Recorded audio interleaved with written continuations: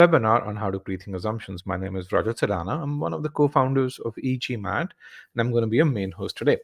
The goal of this webinar is to help you achieve that 90th percentile ability in GMAT critical reasoning. And we will do that by building core skills, and we're going to focus primarily on three core skills. One is the skill of visualization. The second is the skill to define the logical structure. And then the third is the ability to pre-think, or the process of pre-thinking. Now, in terms of how we go about doing that, we will actually solve about 6 questions in this webinar, and these questions will be progressive difficulty, and through each question, we'll impart that skill of visualization. We'll build those logical structures. We'll apply that negation test, and we will apply pre-thinking and make sure that we reject every answer choice with good, solid reasons. Now, this is what I call as a webinar where you kind of learn everything that you need to ace GMAT CR. But when it comes to the process of skill building, the best way to do this is to do it one thing at a time, and which is why we have some really good skill building files in our free trial. If you've not gone through these files, make sure you go through Introduction to Assumptions, Pre-thinking Logical Gap, and Pre-thinking Two Entities. In our free trial. Also, you can take a diagnostic. You can view the diagnostic solution. Now, let me just ask this question. You guys were on you guys went through the one personalized assessment that was there on the post-registration page. How many of you actually did go through that personalized assessment on that post-registration page? All right, let's kind of see. So the question is, how many of you in the post-rec page, there was this question that you had to solve. How many of you attempted that question on the post-rec page? I have about 57 students here. Let's get a few more responses. Again, just for those of you who missed the question, how many of you attempted the question that was there on the post-registration page? All right, about 33% of you did that. If you click on the CR diagnostic, you can still attempt that question, and you'll be able to do that post this session as well. Okay. All right. Very quickly, I want to just ask. I usually ask this question a lot earlier in the webinar, but I talked about what is it that we will cover in this webinar. When it comes to GMAT CR, what is it that you're struggling with?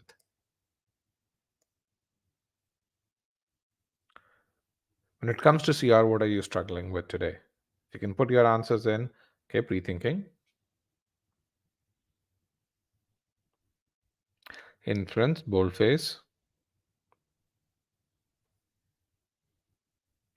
Answers that look the same, but only one of them is right. All right. GMAT CR, only the correct answer is correct. Everything else is wrong for vague, solid reasons. Time management. All right. We'll discuss time management as well. Long questions. Okay, long questions do present a challenge with regards to assimilating information. We will actually solve a couple of long arguments.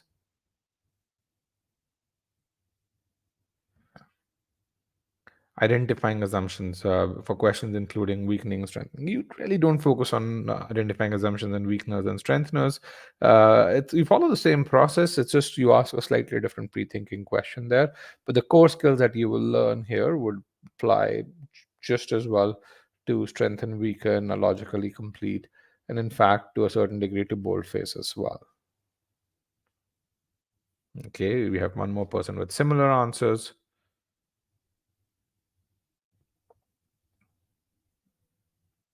All right, that's good. That is really good. Okay, so we talked about this. We also have some upcoming free webinars. We have a free webinar on number properties. In this, we talk about divisibility and remainders. This webinar is tomorrow. So if you need help solving 700 level questions in DNR, this is the webinar for you. Again, if you in this webinar, we start from the very, very basics and then go to solving really difficult data sufficiency questions in divisibility and remainders. We talk about negative, positive remainders. We also talk about remainders and powers and so on and so forth. So this is exactly 24 hours from now. If you haven't registered for this, you can register for this webinar. And then we have a free webinar on GMAT's intense correction. in which we talk about the famous meaning-based approach that e-GMAT pioneered a decade ago, and we are in the third generation of that approach. That webinar is exactly a week from now. With that, we'd like to understand a bit about you guys. So I have a few questions for you. One of them is, when do you plan to take the test? The second is essentially, what's your target GMAT score? Let's get those answers here.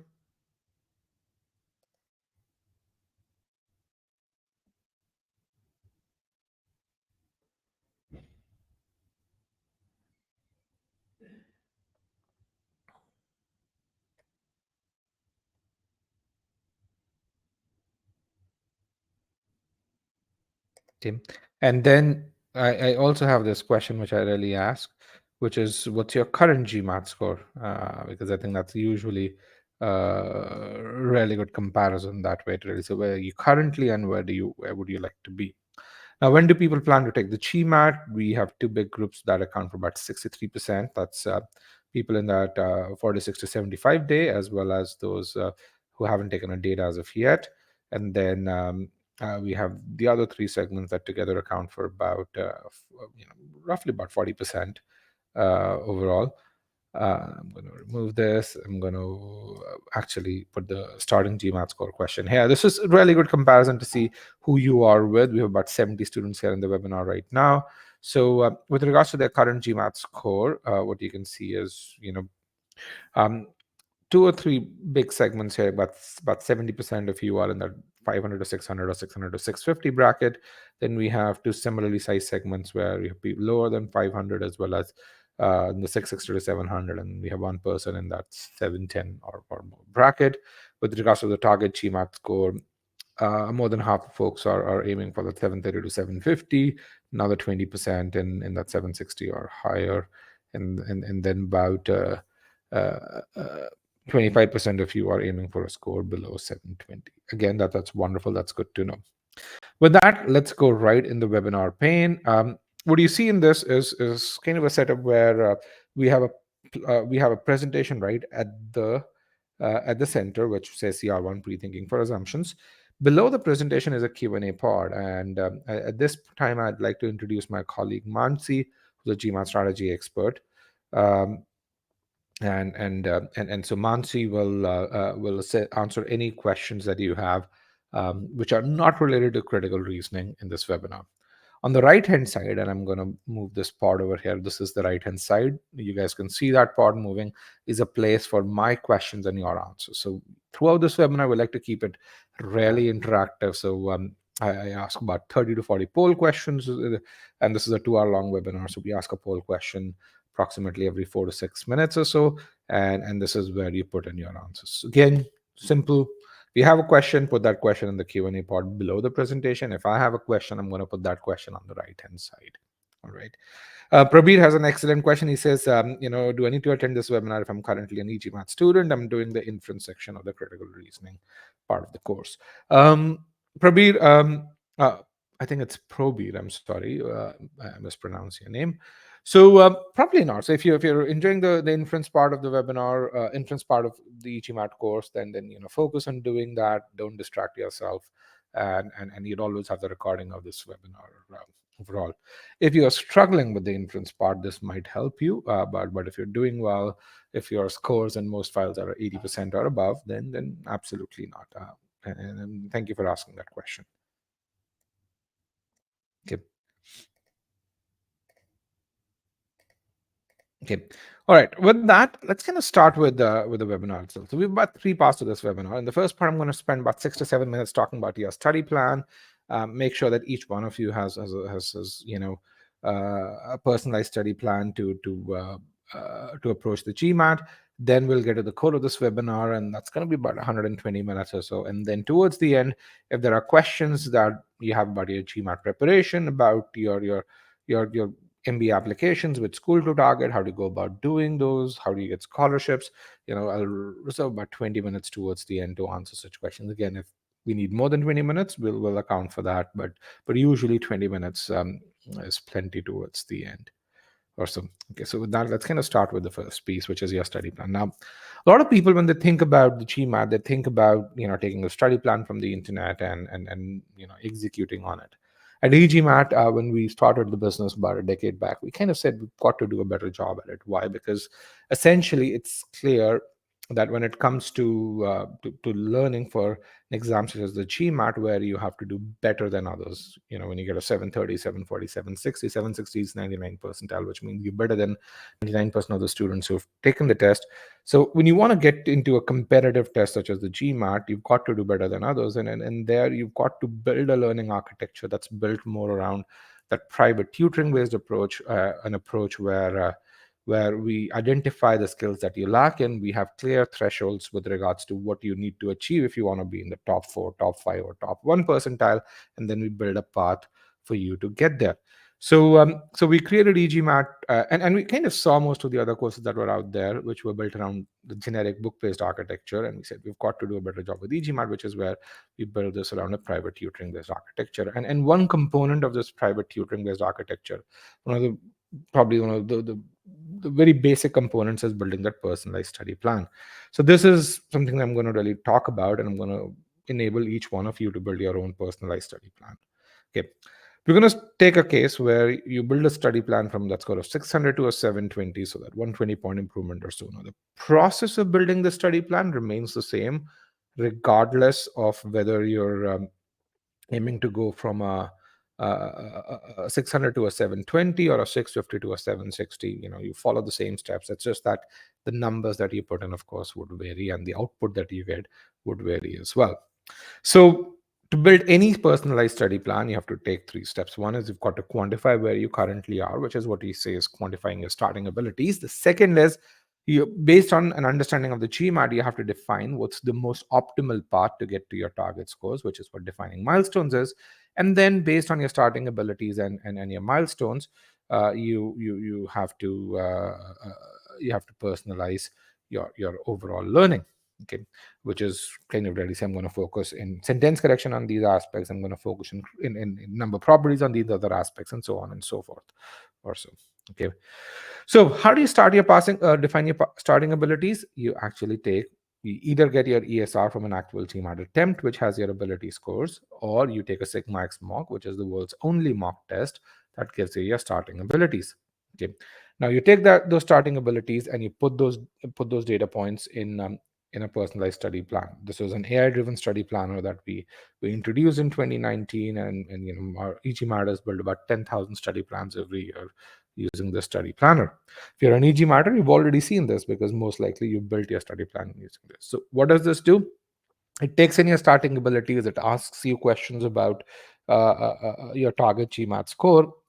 And looking at data from tens of thousands of test takers, it creates that most optimal study plan. And the most optimal study plan is one in which it weighs various ways to get to a 720, for example, if that's your target GMAT score, and really says, given who you are, this is the shortest path, and this is the path that you're most likely to hit. Okay, it does some very logical things. I mean, for example, if your strong point is quant, it'll try and maximize your quant score and really make sure that you only focus on verbal to the extent that you need to focus on verbal. That way, it reduces the time to get to that 720 score. It maximizes the likelihood of getting to that 720 score. Okay, so how does this work? So you take a Sigma X mock, you get a Q44, V28. So these are your starting abilities. Then it really looks at and says, hey, given who you are, let's kind of maximize your quant score because it seems you have a better starting. Your quant stronger than your verbal. Let's try and get you to a Q50 and a V38. Now, this is a recommendation that it gives. You can absolutely customize it, which is where you would click on this and customize that. It then really says to get to a Q50, what quant and what verbal percentiles you look at. Now, this is done based on your starting percentiles in these respective areas. Then it creates this path where on the left-hand side are the data points from the Sigma X mock. These are your starting ability scores. On the right-hand side, you have your target ability scores. This is what you need to aim for. And and and and and in the middle is an estimate of how long do you need to go from this to this, or to go from this to this, and this is kind of that estimate. And then you also have that sequence over here. Then, it gives you a day by day plan. Again, it focuses on, it has three things over here. One is the sequence in which you should study. So here you're starting with arithmetic, then algebra, then sentence correction, critical reasoning, and reading comprehension. It takes into account how many hours you're going to study during a weekday and a weekend. So you kind of put both these data points separately. And then it has this calendar view, where you can say, okay, maybe I'm not going to study on this day, and maybe I'm not going to study on this day. So you, on a day by day basis, you can personalize it. It'll adjust that plan for you. You can also really change the sequence over here. You say, maybe I want to study algebra before arithmetic, and it's all dynamic that way. And this is a very simplified way to get a study plan that's personalized to your needs. It takes into account your starting abilities. It takes into account how much effort you can put in. Um, if you need help building a study plan like this, you can click on this and request a slot with one of our strategy mentors. If you're an e-GMAT student, you already have access to this tool, so you can build that study plan. And it's because of such personalization. So this is, as I said, one example of the personalization. e-GMAT since 2021, so this is since January of 2021, has accounted for about 3 out of 5 700 plus scores reported on GMAT Club. And just to really visualize what that means is, when you look at all the 700 or higher scores reported on GMAT Club, we've accounted for 60%, and all of these other partners together have accounted for about 40% of those scores. And not just that, a lot of you know us for our verbal prowess. In 2021, we introduced our Quant 2.0. Since then, we've also accounted for a bulk of Q49 plus scores. Again, this is data which is there in the GC review section. Those reviews are organized chronologically. You can go read those, and you'll be able to get to the same data point as well. And when it comes to 5-star reviews, we also account for the lion's share of 5-star reviews on GMAT Club. Okay. All right. For those of you who are not connected with me on LinkedIn, I invite you to connect with me on LinkedIn.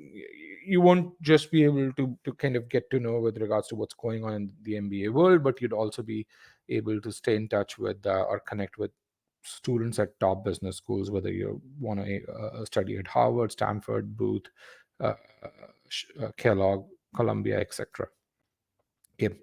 With that, let's go to the second part of this webinar, which is how do you pre-think assumptions?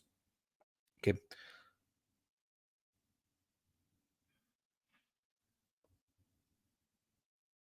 All right. So in terms of the process that we'll go through in this webinar, we'll first understand how you currently approach CR questions.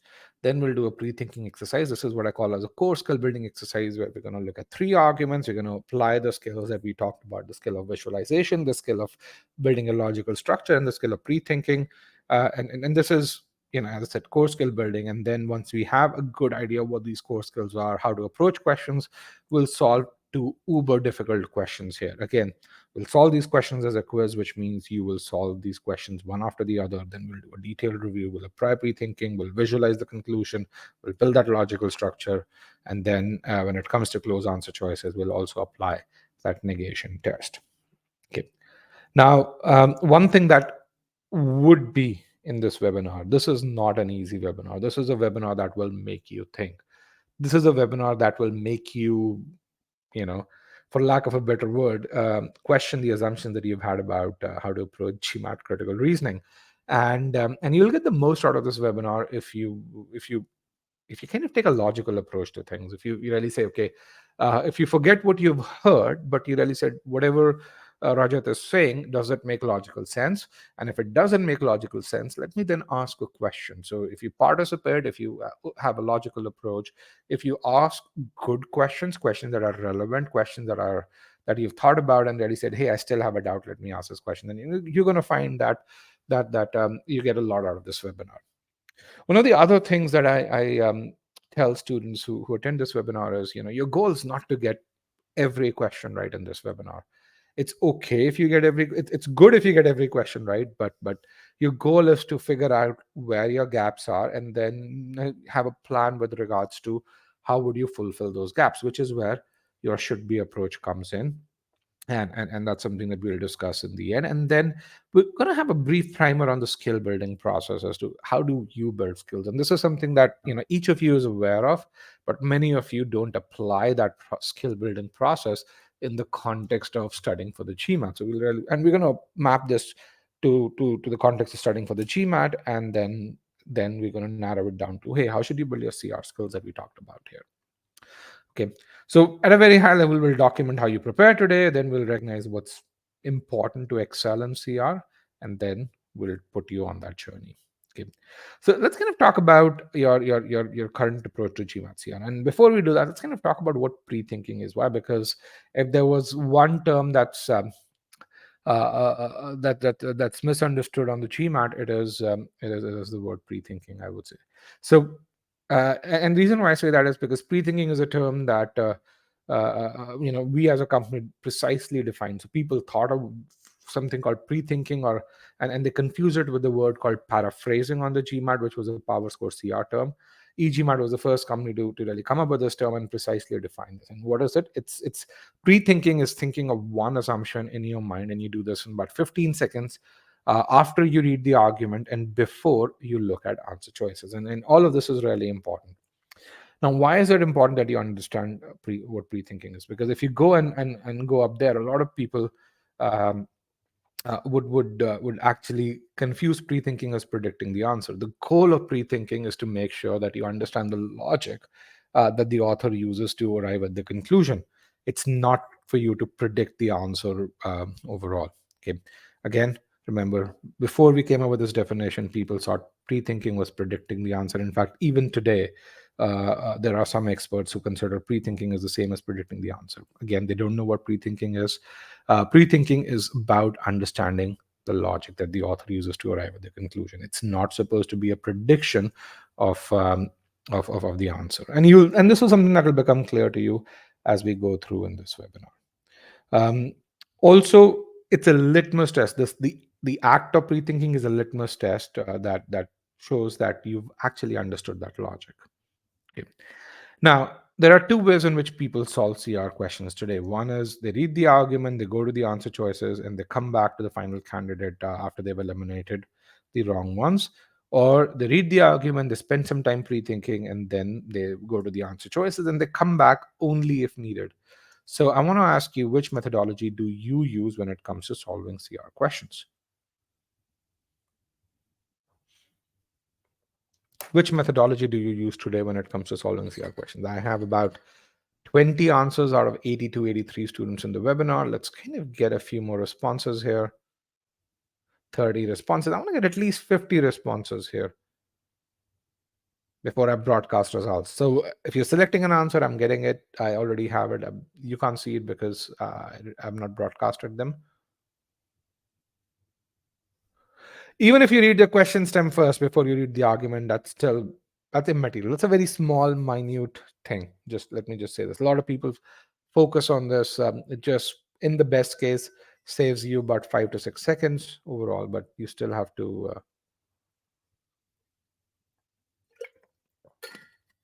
follow one of these methodologies. So I have about 50, of exactly 50 answers today. Let me end the poll and broadcast the results. And you can see about 54% of you choose methodology one, which is where you do the back and forth, and about 46% of you do methodology two. Now, for those of you who follow the pre-thinking approach, which is methodology two, my goal in this webinar is to make sure that you guys get better, you guys understand what's important when it comes to pre-thinking answers. And for those of you who follow methodology one, I want to kind of motivate you enough so that you give pre-thinking a fair share, a fair try or so. Again, we all have fun when you participate in the webinar. So make sure that you put in your answers. Okay. Um, Audio, is the audio good still? Let's just put in over here. I think at my end the audio is pretty good from this. Adobe Connect does give us feedback that the audio is good. If you are using what I call as a non-reliable connection, let me just actually put in this poll question. We have a poll question as well. What kind of internet connection do you have? Do you have a cable coming to your house and you're distributing internet from there? Are you using a dongle, which means you're using the cellular technology to do this, um, or if you're using your cell phone's internet? So if you have a cable coming to your house and then you're distributing internet from there, you're fine. We use Adobe Connect because it uses very little bandwidth, about 15, about 70 to 80 kilobits per second overall. It goes up to 400 kilobits of when we put video on, and which we can. But if you're using your cell phone's internet, that's a technology that's not designed for high quality real time communication. And you can really see with the audio, with the polls, uh, this is a system designed for real time communication. So there will be times when you'd see the audio break in, again, just because that's how the cellular technology is. It's designed for bursts of communication and not really real time communication in bidirectional at least. Okay. Now, with regards to pre-thinking, there are three skills that we will focus on when it comes to pre-thinking.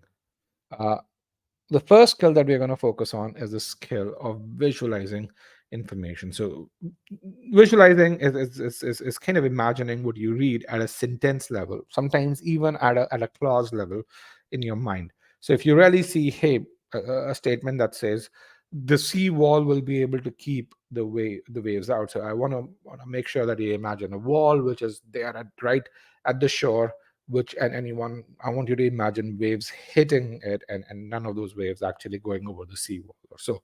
So it's about visualizing information in your own words, and critical reasoning actually tests your ability to visualize. You're going to really see that as we solve questions. The second is connecting various pieces of information that you've already visualized, which is what we call as building the logical structure. So each sentence that you visualize, you've got to link it with the next sentence, and then ultimately build that logical structure, starting from the conclusion back to the foundation for that conclusion, which is what we call as the premises. And then once you do all of this, doing pre-thinking becomes a breeze. If you're able to visualize information, if you can connect pieces of information, then pre-thinking is simply applying a process. And people who do one and two well actually excel at pre-thinking very easily. These are the ones who actually are able to answer 700 level questions with very high accuracy and in less than 90 seconds or so. Okay. So with that, I want you to tell me what an assumption is, and I want to prove to you that each one of us as humans, we are logical thinkers, we are skilled pre-thinkers if we are able to visualize information. So to prove that point, I'm going to give you an argument, and I want you to tell me what does the author assume here. Okay, here's an argument. Put your answer in the short answer pod. And once I get about 20 answers, I'm going to broadcast results. So we have a variety of responses. So here's the argument. Joe scored a 500 on the GMAT. And then the author concludes he will not get admission in an Ivy League college. What does the author assume here? Put in your answers.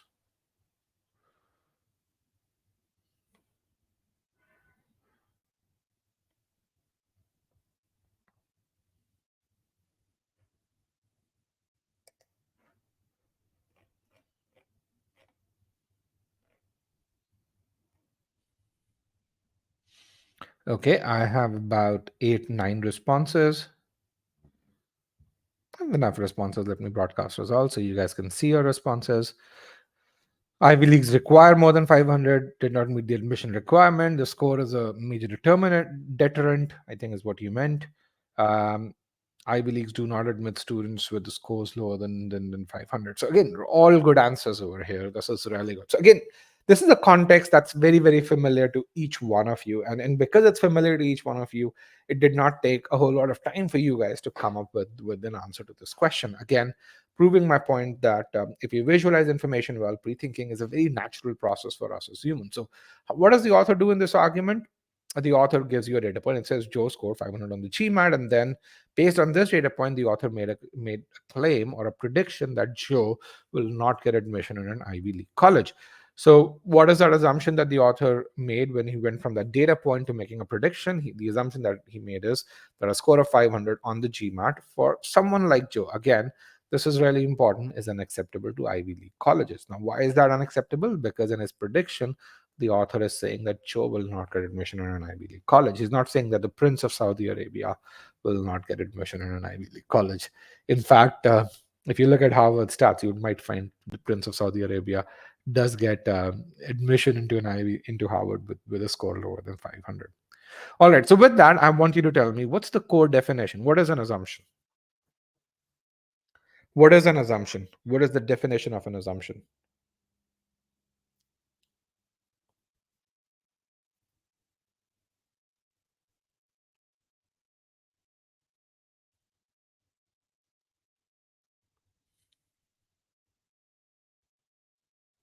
Okay, I have 8, 9 answers. I want you to think about it, close your eyes, which I'm going to ask you to do a few times during this webinar. Think about it and say, what is an assumption?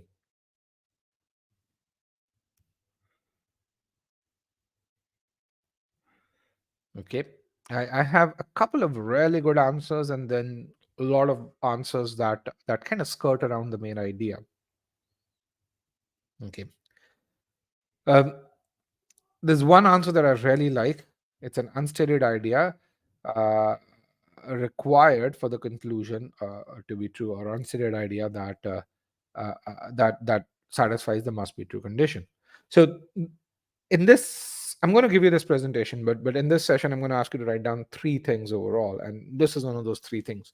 The very definition of an assumption is an unstated idea, which means that you can't infer it from the argument, that must be true, so that satisfies this special condition called must be true for the conclusion to be valid or to hold true.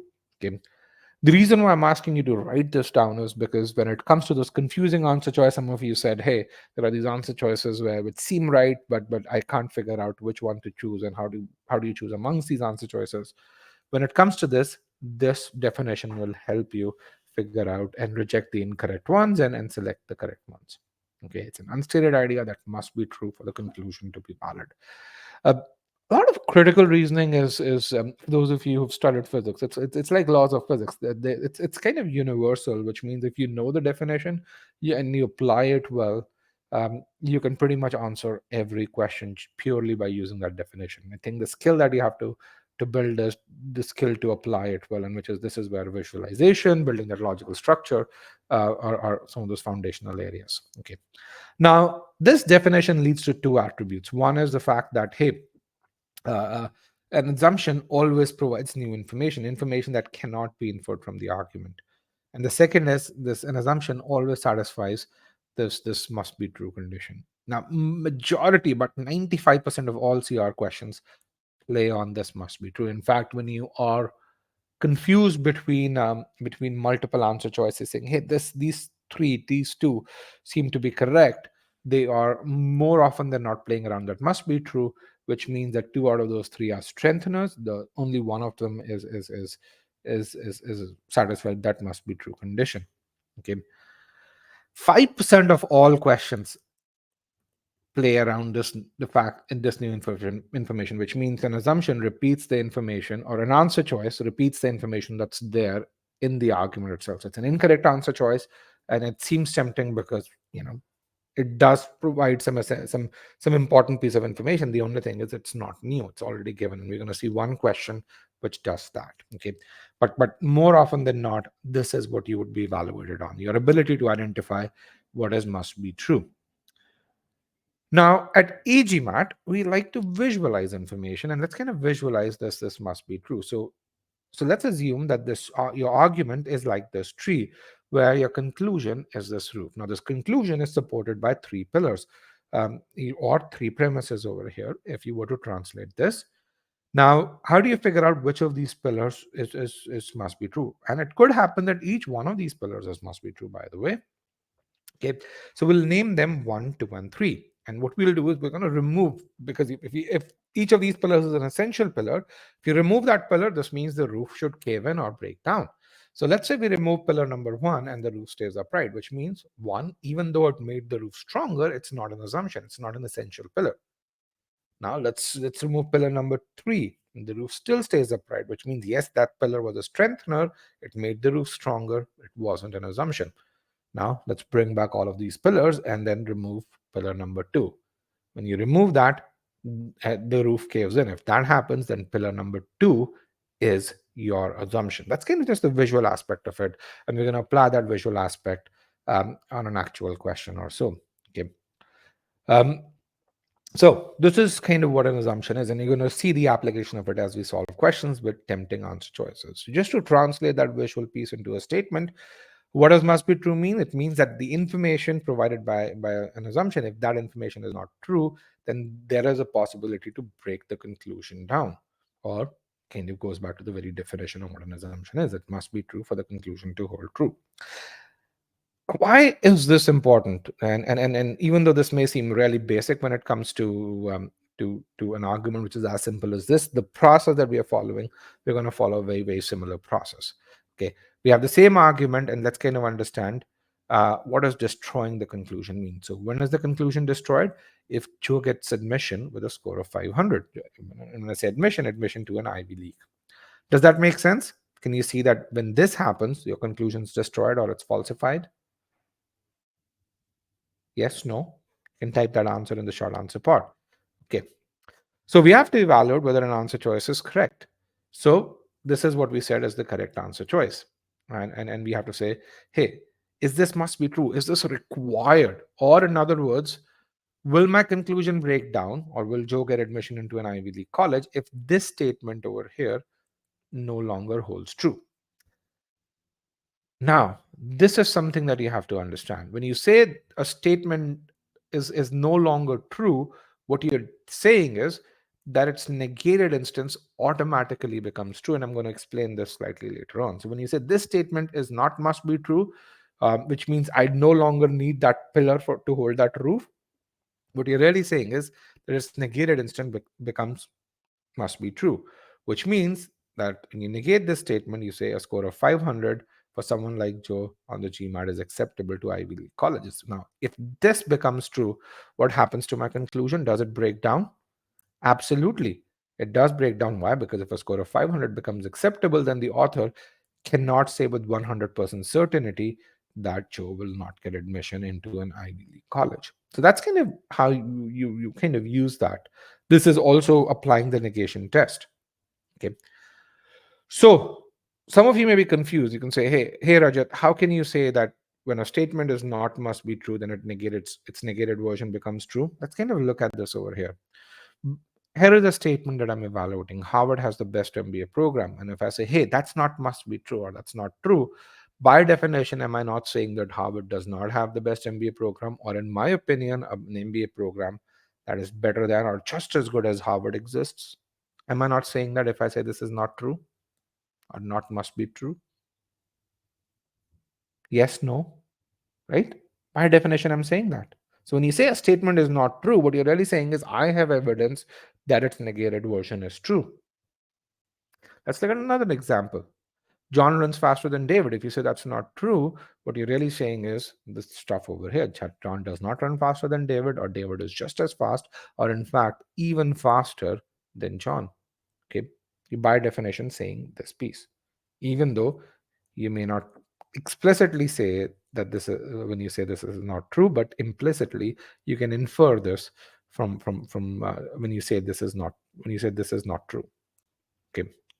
So this is kind of the understanding of must be true. So if an answer choice is the correct answer choice, is the correct assumption, then the litmus test is the conclusion will break down in the presence of its negated version. That's very fundamental of what an assumption is. Okay. Now remember, we're still understanding the fundamentals of an assumption. We haven't gotten to pre-thinking. Okay. There is the other side as well. If the answer choice is an incorrect answer choice, okay, then what you're going to find is that the conclusion stays just as good. Nothing happens to that conclusion. Okay. So let's kind of evaluate that with the same argument. And this is the answer choice that we want to evaluate. A score of 500 on the GMAT is not a good score. We want to evaluate, is that a correct answer? Okay. So we say, is this statement must be true?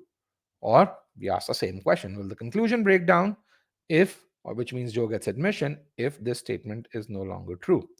So if this statement is no longer true, what becomes true? It's negated instance. Then what happens is that the score of 500 on the GMAT becomes a good score. Now, if a score of 500 on the GMAT becomes a good score, does Joe get admission? Absolutely not. Why? Because if you look at the argument, Joe's candidacy is not predicated on the part where you say, hey, whether the score is called a good, bad, average, above average score. The author is just giving you a number and saying Joe scored 500 on the GMAT, and he's saying because of that he will not get admission in an Ivy League college. Okay, so this was a simple incorrect answer. Let's going to take a more complex answer as well. Let's look at this answer. The quality of an applicant's essays does not play a significant role in deciding whether he gets into an Ivy League college. And we have to evaluate, is that a must be true? Is that a correct assumption? Let's follow the same process. Say, hey, will my conclusion become invalid if this statement is no longer true? Or in other words, if its negated instances is true, which means that the quality of an applicant's essays starts to play an important role in deciding whether he gets into an Ivy League college. Does he get into an Ivy League college? Absolutely not. Why? Because if he doesn't meet the minimum threshold for the GMAT, then this is immaterial, right? This starts to play in once he meets the minimum threshold. And as per the author, he will not get admission into an Ivy League college if he gets scores 500 on the GMAT. Okay. So this was, a foundation of what an assumption is. With this foundation, we're going to start building that skill of pre-thinking. And again, to do that, we'll focus on the ability to visualize information, build that logical structure, and then the third piece, formulate that falsification question, the question that we haven't we've not looked at till yet. Now, the goal of must be true is to help you get to the right answer. For the correct answer, what you're going to find is that the conclusion does not hold true when we negate this answer choice. For the incorrect answer, you're going to find that the conclusion, nothing happens to the conclusion. Or in other words, what I'm trying to tell you is there are no close incorrect answer choices. There are tempting incorrect answer choices, but there are no close incorrect answer choices. Every incorrect answer choice would be absolutely wrong on the GMAT. In other words, when you look at 4 incorrect answer choices and the 5th correct answer choice, if the correct answer choice were not there, it's not that one of the incorrect ones would really then become the correct answer choice. That's not going to happen. If the GMAT were to replace a correct answer choice, it will have to replace it with another correct answer choice. One of the incorrect ones do not become an option. Is that part clear? Just to really tell you, there are no close answer choices. Okay. If you think there's a close answer choice, then there's something wrong in how you've understood the argument. So let's push you guys. So what I want to do is I want to give you a pre-thinking exercise where I'm going to give you an argument, a pure argument, and I want you to pre-think what the assumption is. Okay. So the process that we will follow is I'm going to give you this argument. You're going to put in your pre-thinking, and I'm going to tell you how to go about pre-thinking in an argument such as this one. So that will tell you the process. This is where we will introduce the falsification question as well, and we'll apply visualization and logical structure, and then we'll evaluate a few submissions. Okay. Make sure you have a pen and paper ready, and you'll get ample time. So don't rush through this argument. Do you guys have a pen and paper ready? I'm hoping you do. So 3, 2, and 1. I'm going to remove broadcast results. I'm going to mute myself. And here is the argument.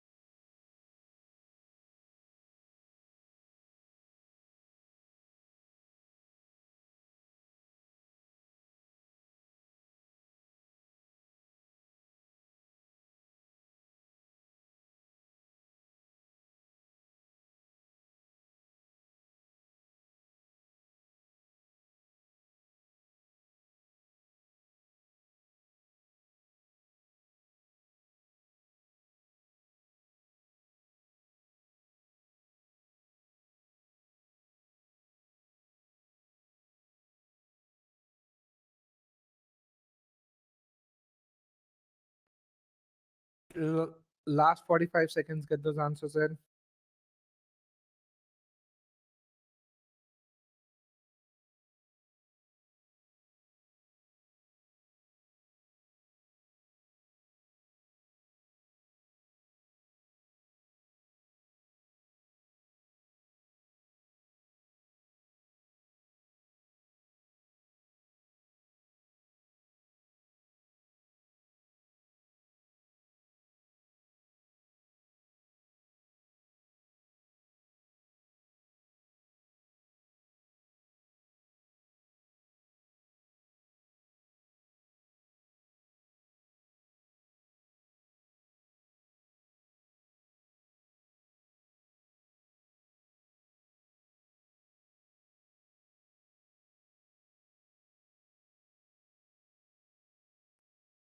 Type in your answers, press enter, and I'll get the results. I know you can't see what others have typed in, but if you press enter, I get your responses.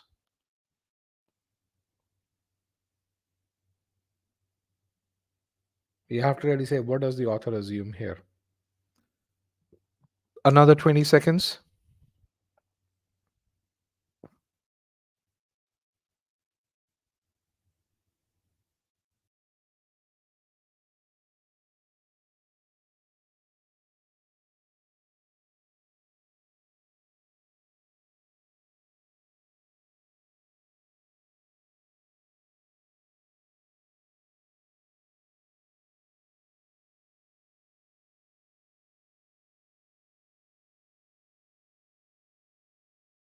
5, 4, 3, 2, and 1. Okay, that's good. Let me broadcast results. So, some really good answers. And again, I want you to spend about 20-25 seconds to look at this. Some of you have said there's nothing in the reward system that causes the difference. Rewarding research and teaching is the only motivator. And so you're asking that an assumption. Good researchers are not good teachers. That's what you're assuming over here. And what you'd really just see is without a framework, this question is not that challenging, but without a framework um, to look at this, we kind of many of us, some of you have done a fabulous job coming up with answers, but others, many of us kind of are at sea with regards to, hey, what could the assumption be? And when we are at sea with regards to what could the assumption be, then what happens is that we kind of stay at the mercy of answer choices, and that's when we select the answer choice that seems tempting but may not serve the intent of what the author is asking. Let's kind of look at this, the way we're going to go about doing this. We're going to understand what the conclusion is. We're going to visualize the conclusion. We're going to assign some numbers to it. Then we're going to build that logical structure of the argument, which is where we're going to really say, hey, how does the author justify this conclusion? And then we're going to ask that pre-thinking question. Okay, so let's talk about that pre-thinking question or the falsification question, and the basis of that falsification question. So the basis of that falsification question is that very definition of assumption, which is that an assumption is an unstated idea that must be true for the conclusion to be valid, which means that without an assumption, the conclusion will break down. So go back to that visualization of that roof which is supported by pillars, which me and imagine that essential pillar. So if you were to simulate building a roof, because in pre-thinking you're truly doing that, you're simulating building, a roof that's going to stay upright, and if you have to figure out where to put those essential pillars, then the thing that you're going to figure out is where does the roof cave in. Okay, why?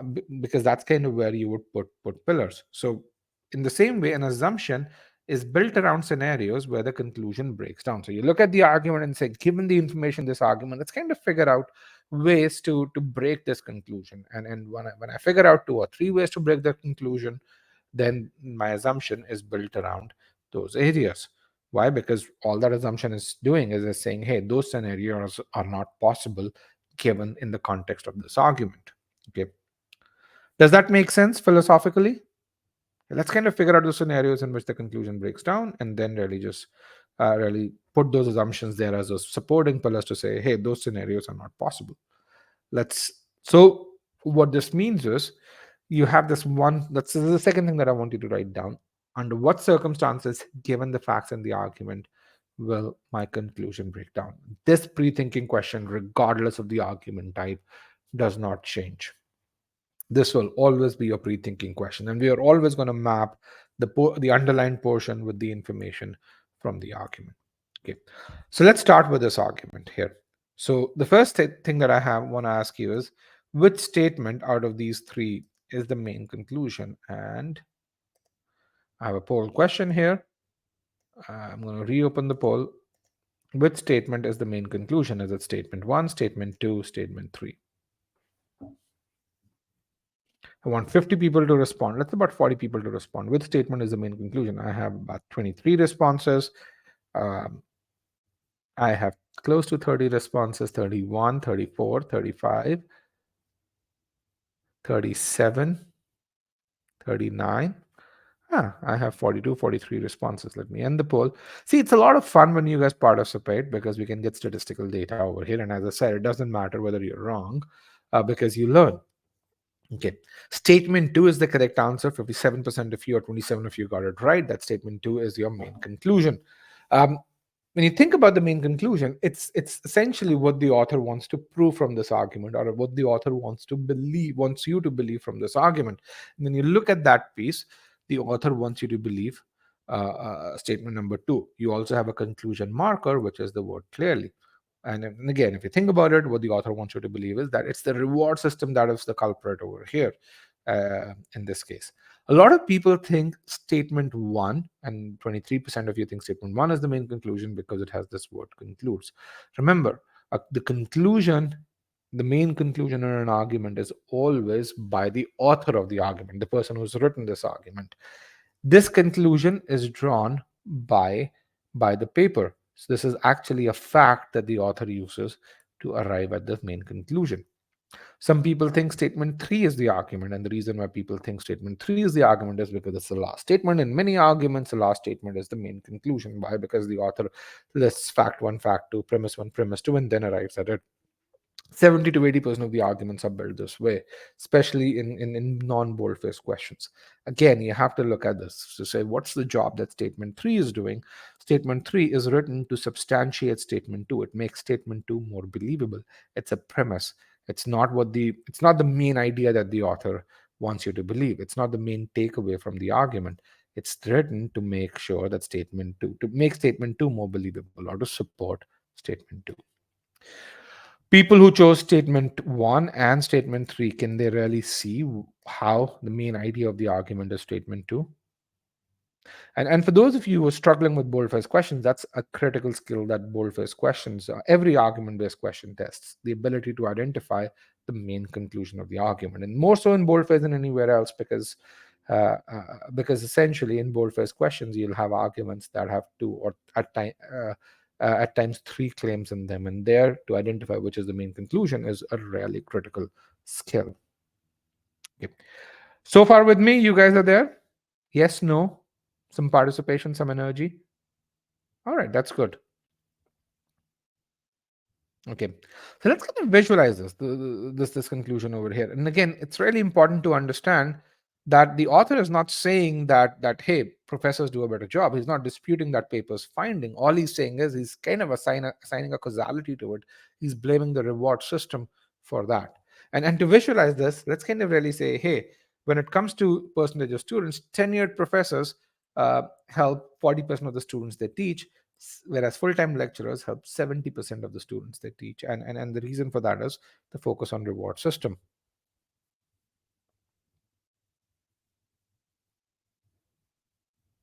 Okay, all right, and that's what the statement is saying.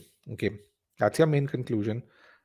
Statement 1 is a context or a data point on which the conclusion is built. So because it's the foundation of the conclusion, it supports the conclusion. Similarly, statement 3 also supports the conclusion. So you have 2 premises here and 1 conclusion in this argument. Okay. Now we want to figure out. Actually, I want to ask us one other question. Statement number 3, the criterion for rewarding tenured faculty places greater emphasis on research than on teaching. So statement 3, whose reward system does statement three talk about? And I have the poll question here, and you can choose one of the options. Let's get 40 responses as well. So whose reward system does statement 3 talk about? Just tenured faculty, just lecturers, both of them, or neither of them?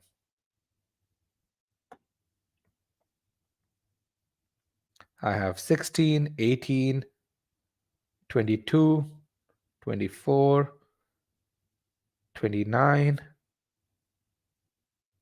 37.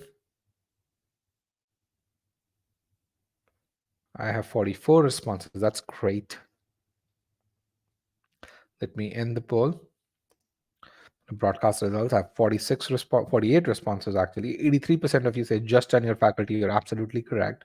Another 15% say both of them, and just one person says neither. So it's the reward system for, and the reason why the confusion exists is because of the word greater, and greater is a comparative word, and you really say what is it comparing, and that's kind of where some people think that it's comparing tenured faculty versus lecturers, but it's not.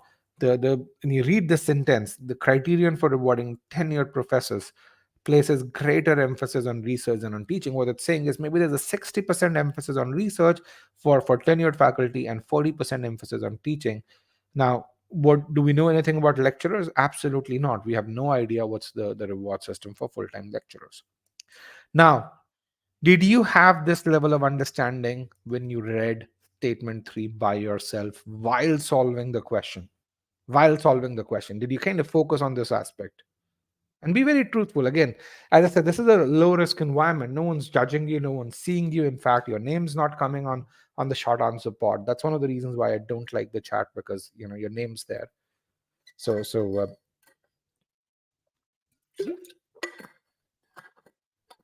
and this is really important. So when it comes to solving CR questions, you have to understand and visualize the information that particular sentence, that particular fragment of sentence, if it's a long sentence, is representing. Why? Because if you can't visualize it, you won't be able to argue for or against it. Okay. All right. So remember the pre-thinking question. Under what circumstances, given the facts in the argument, will the conclusion break down? So we're going to use the same question. We're going to color this question with the information from the argument. There are two pieces where we're going to put information in, 1 and 2 over here. Okay, facts in the argument and what is the conclusion breakdown criteria. So let's translate this. Under what circumstances would the reward system not be responsible? So this is 2 over here, and this is 2 over here. Can you really see? Conclusion breakdown means that you can't blame the reward system. Is the mapping of 2 to 2 clear? Is this mapping clear? Conclusion breakdown means you don't blame the reward system. That's what the conclusion is about. So what are the facts that we have to respect? One is that full-time lecturers do a better job. Okay. And the second is that the reward system for professors places a greater emphasis on research. There's about a 60-70% emphasis on research, but a 40% emphasis on teaching. Given these two facts, uh, uh, you know, under what circumstances can we not blame the reward system? So again, the same piece over here. Under what conditions will the reward system not cause the difference, or can we not blame the reward system? Let's look at two scenarios here. One is, what if full-time lecturers have an identical reward system? So the reward system for professors and lecturers, it's no different. In that case, can we blame the reward system? Remember, we are still saying there's a difference in performance, but can we blame the reward system? No, we can't blame the reward system. Okay. And what if we know that a majority of professors don't act as per the reward system? So you put in the reward system there, but if you do a survey and you ask those professors and say, hey, we don't care about the reward system, it doesn't govern how we go about teaching. Okay. These are just two possible scenarios that break my conclusion down. So if these scenarios break my conclusion down, then what are my assumptions? Two possible assumptions: that non-tenured professors do not have an identical reward system, and then most tenured professors care about the reward system. Okay. And when you look at these, can you see they're very different from some of the assumptions that you came up with, where you say, hey, doing research has no impact on the professor's ability to enhance his teaching. That's not a correct assumption. You will see that as an answer choice in In if I were to build answer choices around it, that would not be a correct assumption. And we're going to see why something like that is not going to be a correct assumption as we solve more and more questions. But one thing which is there is, can you really see that we kind of went through this process? It wasn't rocket science. As long as we understood the argument, those falsification scenarios jumped right at us. Okay. Now, how many of you are concerned about timing and say, man, Rajat did a lot of analysis. This just doesn't seem to be something that I'd be able to do in 2 minutes or a minute and a half on the test. Okay. How many of you have really not seen an expert spend this much amount of time on a CR question? Okay. So first of all, let's kind of start with data. Okay. If this took a lot of time, we would not account for 60% of all 700 plus scores. That's period. Okay.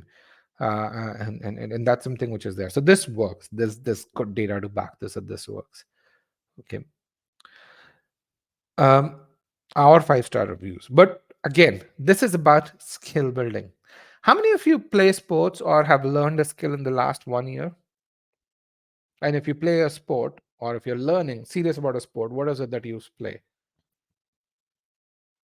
Tell me a sport that you play. Tennis, okay. Swimming, basketball. You're learning Excel. That's good. So let's kind of start with or volleyball. So if you're badminton, good. German, that's good. Willkommen. So I know a bit of German, not a whole lot. But if you think about learning any sport, let's say badminton, if you were to kind of make sure that you're learning the drop shot in badminton or even in tennis, when you're learning that skill, you have to be very deliberate about it. You have to make sure that your feet position is right. You have to make sure that your arms coming through the right way, especially if you're going to kind of hit a drop shot where you're going to try and fool your opponent, where you can say, where you try and tell your opponent, I'm going to hit a deep shot, but you essentially end up hitting a drop. When you're practicing on it and you're putting the deliberate effort, you start with the easy balls. You start with the more with kind of positions that will get you to that, and essentially you are slow. Why? Because you're building muscle in your legs. You're building your muscle memory with regards to your arm and all of that stuff. It is a slow process. Is that not when you're building anything? You have to be very, very deliberate, and it does feel like, hey, this is going to be difficult to replicate in an actual math scenario. But the more and more you do this, you get better at it, to the extent that you're going to hit that drop shot or that smash in a math scenario in amidst while you're hitting a bunch of other shots around it. Okay. So deliberate practice does make one good. And this is the same thing that you're going to feel over here. Let's say you're someone who's starting at this point number one, where your accuracy on CR questions is low, your time to answer questions is medium, and I've deliberately not put numbers to these. Why? Because each one of you is going to be at a different point. Okay. The first thing that's going to happen when you start doing pre-thinking, when you start visualizing the conclusion, start building that logical structure, is that your time to answer questions is going to go up. You can really see you're going towards the right as you go from 1 to 2. But because you're spending more time on the argument, your accuracy is also going to go higher. And at this time, many of you will think, why the hell am I doing pre-thinking? Why? Because my goal is to make sure that I answer questions correctly, and I answer questions quickly because I'm worried about timing on the verbal section, and using this method, I am taking longer. Half the class tried pre-thinking. Those who did, how many of you kind of worried when this happened? Because everyone goes through this stage. How many of you were worried when this happened, or are still worried this happened? Okay, this is going to happen. Frankly, if this doesn't happen, then the question that you're solving is something that you already know naturally. The process of pre-thinking is something that's already ingrained in you. Okay, if this is happening, this means you're going through the process of learning. Why? Because your brain muscles should ache if you're pushing them, and you've got to push them if you want to upskill yourself. That's the whole part of it, right? At that point, don't give up on pre-thinking. Focus on learning. Okay. As you focus on learning and you go through this, okay, it's not, yeah, and you need to push through. You need to understand why you're doing this, and you need to be aware that this is going to happen. Okay, this is going to slow you down. But at the same time, when this happens, what people don't appreciate is the increased level of understanding that they have about this argument, how the increased confidence that they have about choosing the answer choice or rejecting the incorrect ones. Okay, that's something that people don't focus on. And again, you will still make mistakes. You will not answer every question right. People who excel still make mistakes. It's just that you make mistakes on difficult ones. And every mistake, as I said over here in this session, this is not a place where you're going to get every question right, for two reasons. One, because you're learning, and B, because the questions here are hard. But those of you who really say, I'm going to learn from my mistakes, every mistake will tell me a gap in my process or a gap in my understanding.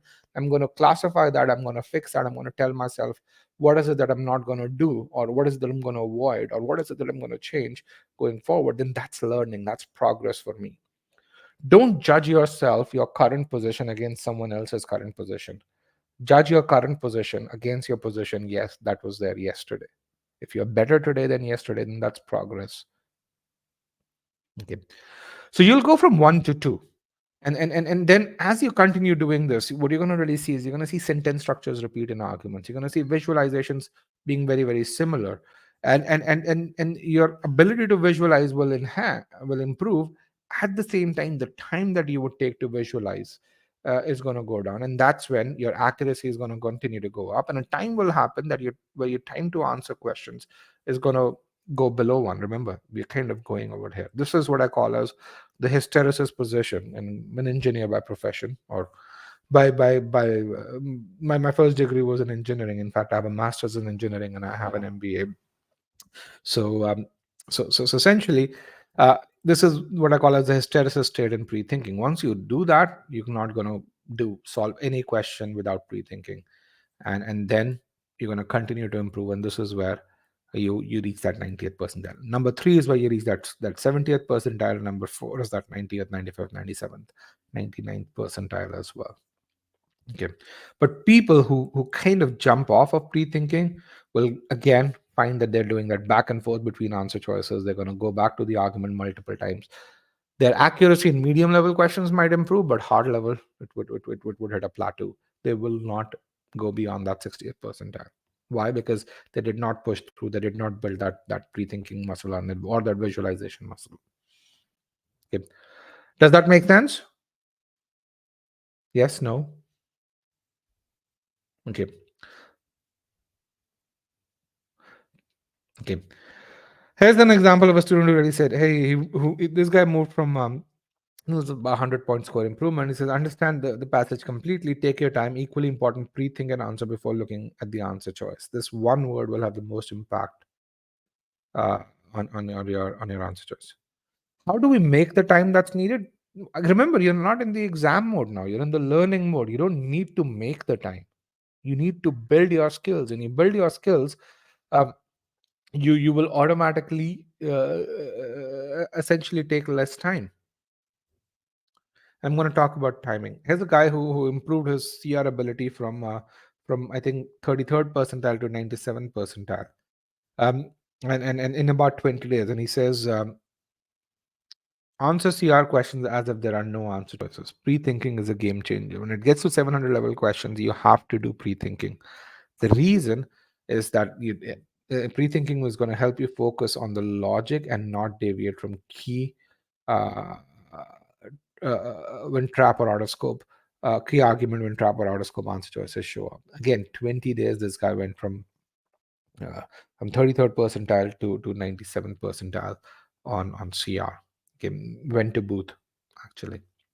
How much time should we spend on each question? Can we spend on each question during the exam? Usually for CR questions, you reserve about 2 minutes. Again, that's kind of a statistical piece over here. Everyone's different. So there are people who are really, really good at CR, and would do really well in CR in a minute 30. There are others for whom the tuck time, we call this the tuck time, and we calculate the tuck time for you on the e-GMAT platform, would need 2 minutes 15, and they're really good in RC. Okay, but the median space over here is 2 minutes, and you have about one standard deviation around it. Okay. Here's the guy who went from 520 to 740, and he says pre-thinking primes the mind, and we're constantly on our toes while reading a paragraph or a CR question stem. So pre-thinking is not something that you just do in CR, you actually do this in RC as well. Apart from comprehending the passage, we keep speculating in which direction the passage will orient or what logical jump has the author taken. Again, it's about reading things, doing things actively. You will go through this journey. Tell yourself, don't jump out at this point. Focus on learning. If you focus on learning, your timing will fix itself. How many of you think timing is a skill?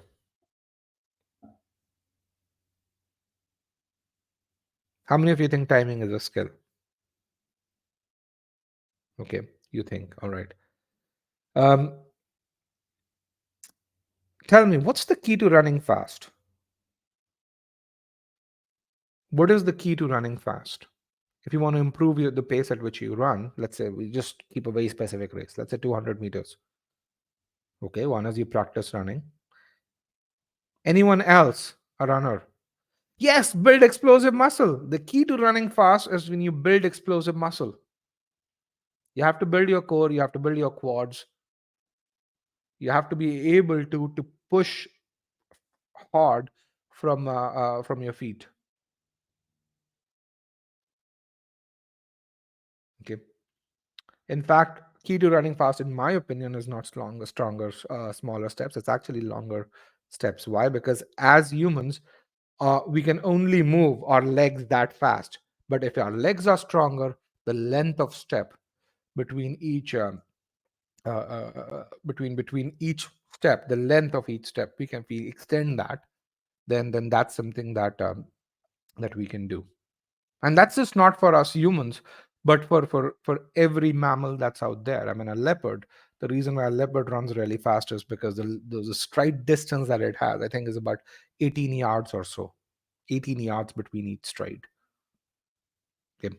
The point that I'm trying to make is, for those of you who are really saying practice learning, you're not doing deliberate practice. If you continue to run and run and run, you're going to hit a plateau. Why? Because you're not focusing on the cause that helps you run faster. On the other hand, if you build the muscle, if you build your core, then you're going to find that you go from one point to the other, one point to the other, and so on and so forth, and you hit a much higher level of performance. Okay. And so just practicing doesn't get you there. It gets you to that 60th, 70th percentile, but beyond that, you will hit a plateau. And that's the same thing over here. Focus on building, understanding, building that visualization ability, building that logical structure. As you focus on this more and more, you're going to find that your ability improves higher and higher. Does that make sense?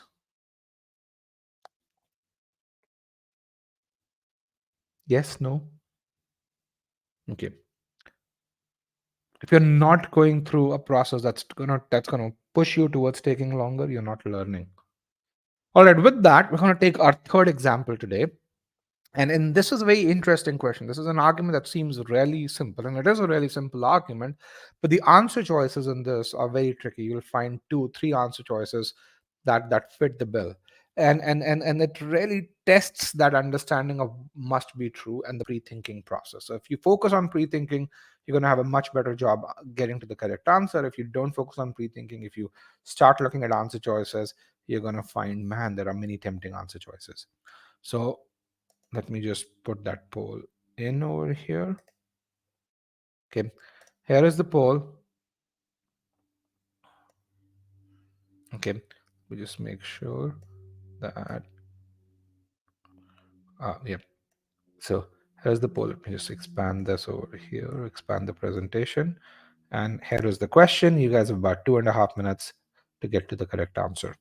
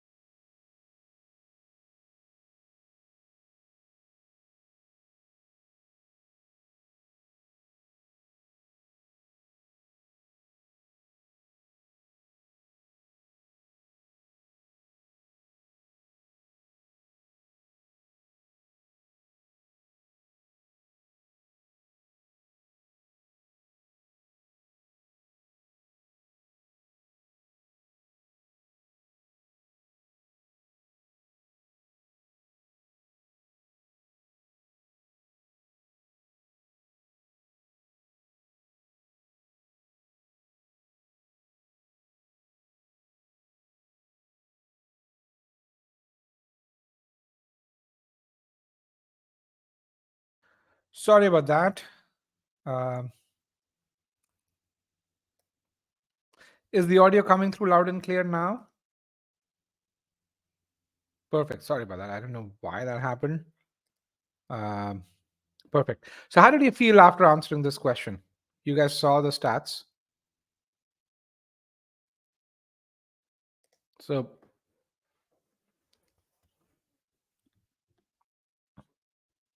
oh, you didn't see the stats? Well, how you guys polled? This is how you guys polled over here. Okay. So this is, I mean, choices E and B were very popular, so were C and D. But my question is, how did you feel after going through the answer choices? Good, okay. Better. All right. You're still torn between two answer choices. How many of you were torn between two answer choices? Let's kind of look at this. You were tricked, okay. Did rudimentary pre-thinking. Lots of them could be a good one, yes. All right. Let's kind of look at this over here and see how we'll do this. So what are we trying to do? We want to finance road repairs. And to do that, the Highway Commission of a certain state, and this is an official question, first of all. It's not an e-GMAT question, it's an official question. So the Highway Commission of this particular state has essentially uh, uh, just make sure my pen is there, is considering a 50% increase on toll, and the current toll is 10 cents per mile. So we're paying on a per mile basis. And the commissioner claims that the toll increase will increase the annual revenue by at least 50%. So essentially, the moment we look at this, we say, okay, last year, if the revenue was $1 million, then this year, this would at least be 1.5. It could be 1.6, it could be 1.7, but the bare minimum it would be is 1.5. Okay, everyone's clear about the conclusion? Good. Right, very simple, really simple overall. Okay, that's my conclusion. Now, how do we estimate annual revenue?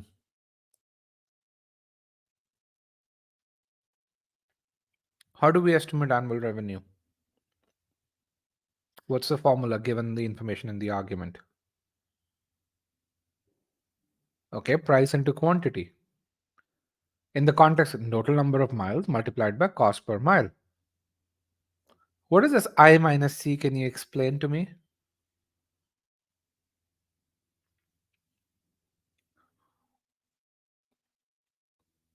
Yeah, that's profit. Yes. So essentially, in this context, the annual revenue is toll per mile multiplied by the total number of toll miles. The person who wrote down trip, do you see trip over here in any case? Do you see the word trip in this, in the argument? And again, that's the core of pre-thinking. You don't bring answer choices in there. We just have the argument with us. Okay. This formula, is this simple enough for you? It's the total number of toll miles multiplied by the amount that we charge on a per mile basis. That's your annual revenue. Okay. Toll miles that are driven on these highways. Okay. So we ask the same pre-thinking question. Under what circumstances, given the facts and the argument, will the conclusion break down? Under what circumstances would the annual revenue not increase by 50%? That's my conclusion breakdown criteria, provided that toll per mile is been increased by 50%. So if this is already up by 50%, under what circumstances will this not go up by 50%? Under which circumstances? Yes, it would be a shame if the total miles decrease. Yes, but that's what it is. If this went down, then that would be it. Right? That's the only scenario in which this would not go up by 50%. Okay. So my assumption is that the total number of miles driven does not decrease. Yes, it is answer E, but we'll look at why B is not the correct answer. But can you really see how simple this is when you do it this way? There's no rocket science in this.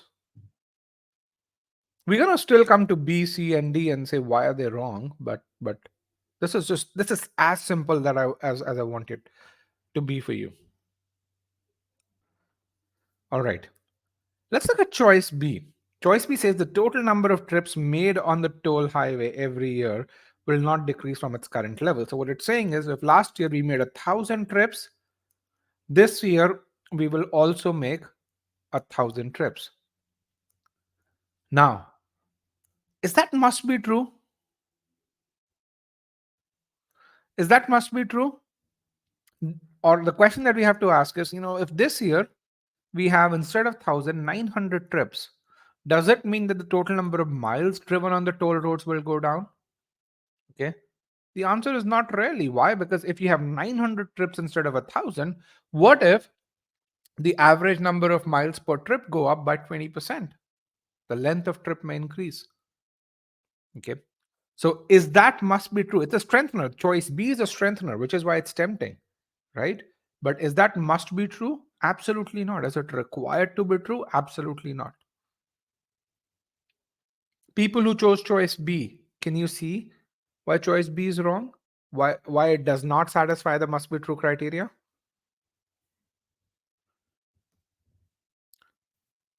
People who chose choice B. I had there are about 12 folks who chose choice B. And there were others who were confused between B and E as well and who ended up choosing E. Can you really see? And yes, that's good. That's a good argument because the argument's built around price per mile and not price per trip. It's a good way to look at this. I want to see a few more yeses, guys.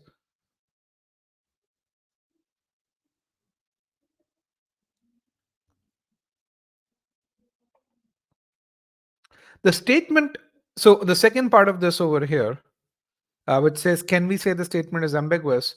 That part we can't really say because the statement isn't ambiguous, but the second part of it is correct. We don't know if the number of miles will certainly decrease. That part you can definitely say. But you won't say that the statement is ambiguous because it's a perfectly good statement. The number of trips will not decrease from its current level. There's nothing ambiguous about it. Okay. And that's what pre-thinking does. It focuses your attention on things that are important in this argument and not essentially the information that answer choices bring about. Okay.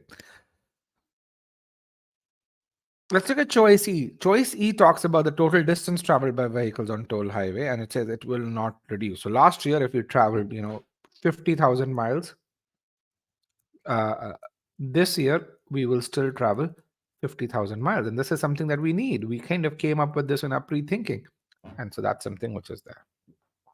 Okay, don't call it careless reading because that doesn't give you any points. The very fact that you did not understand that must be true aspect uh, to that degree while evaluating choice B is the reason, and you're going to see this again and again and again in other questions as well. Okay, let's look at choice C. What can compensate for average length of trip? What can compensate for average length?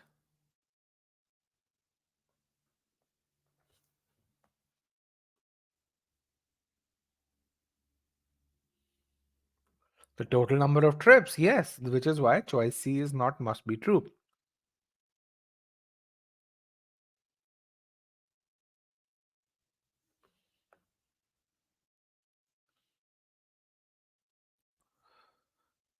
Okay. Any doubts about this question?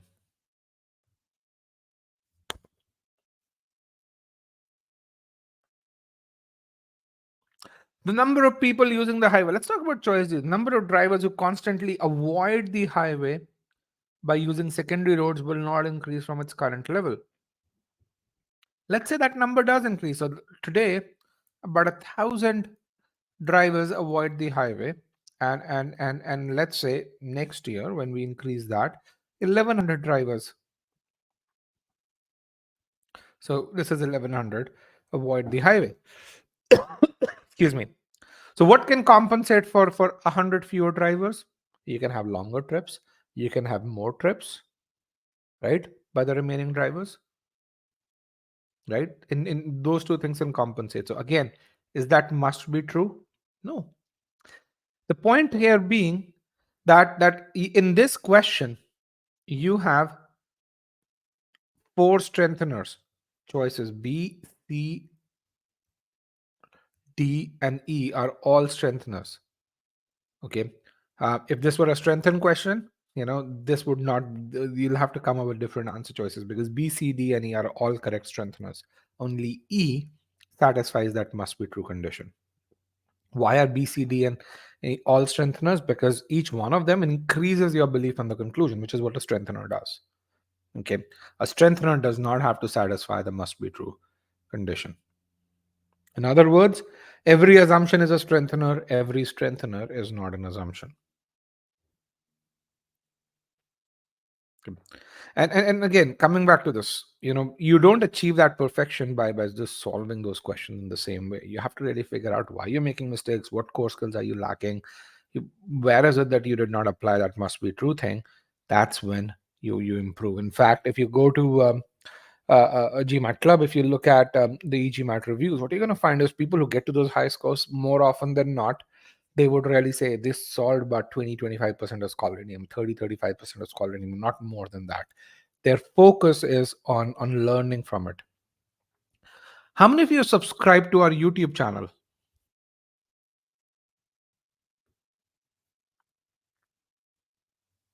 Okay. If you've not subscribed to our YouTube channel, subscribe to it. We post two success stories, and these are, when we call success stories, these are student journeys of how did they go about building a certain skill every week. It's the world's largest collection of GMAT success stories out there, and these are unedited interviews that we put in, and people talk about the problems they face, how did they go about doing this, how did they do strategic review, how did they build their error log, how did they find time to study for the test, how they moved from one approach to the other, what was that test readiness approach that they took with the mentor. And so that's something that as you do that, Mansi, if you can type in the URL and put in there in the short answer pod, that would be nice. Okay. So that's something that you should definitely do. And you're gonna see, you're gonna be amazed with the kind of with the fact that, hey, the problems that you face, these people face the same problems, and you'd benefit from the solutions that they came up with.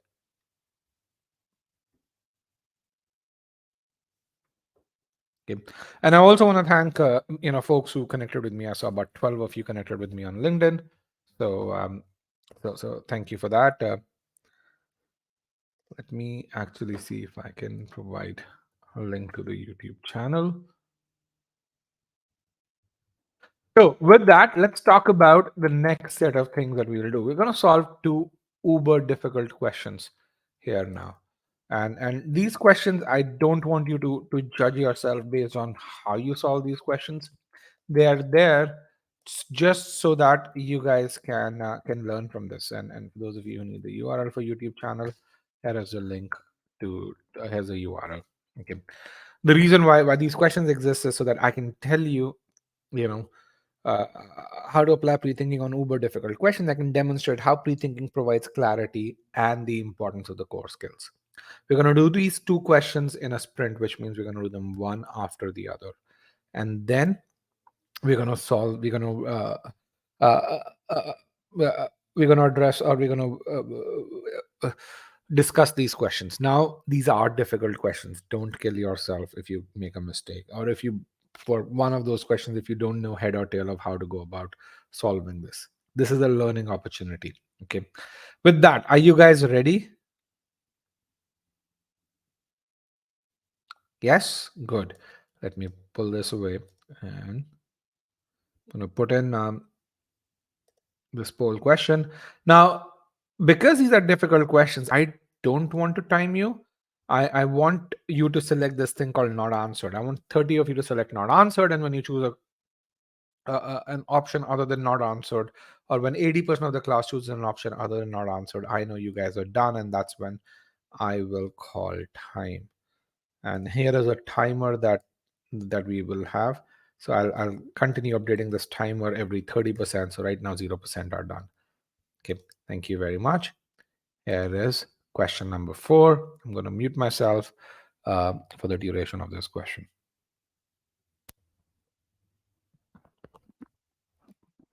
Hello.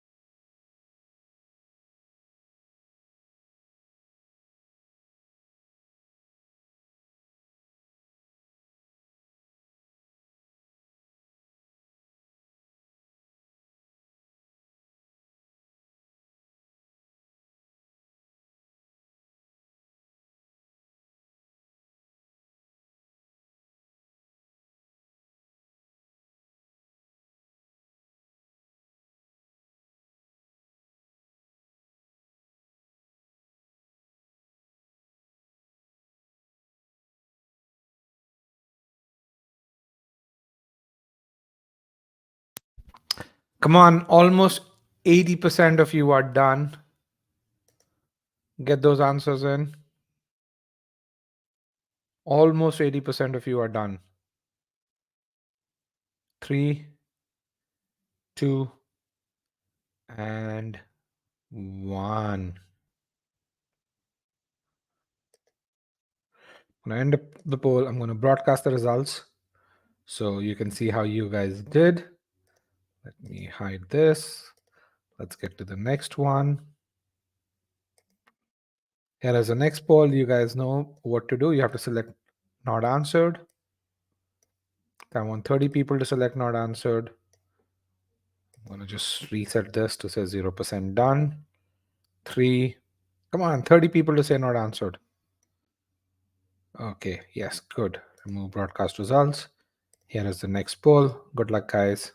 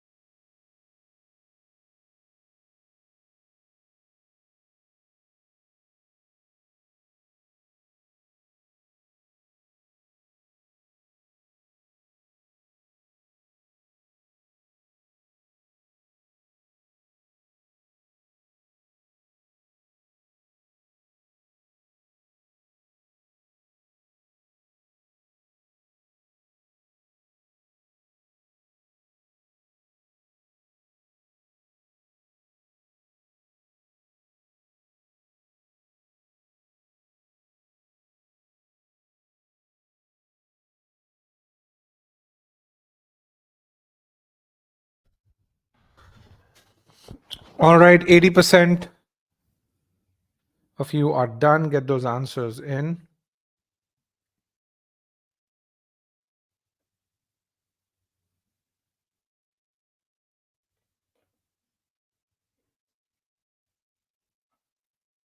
3, 2, and 1. Let me end the poll, broadcast the results, so you guys can see how you guys did. All right. Let me hide this over here. So it's clear on answers. How are these two questions?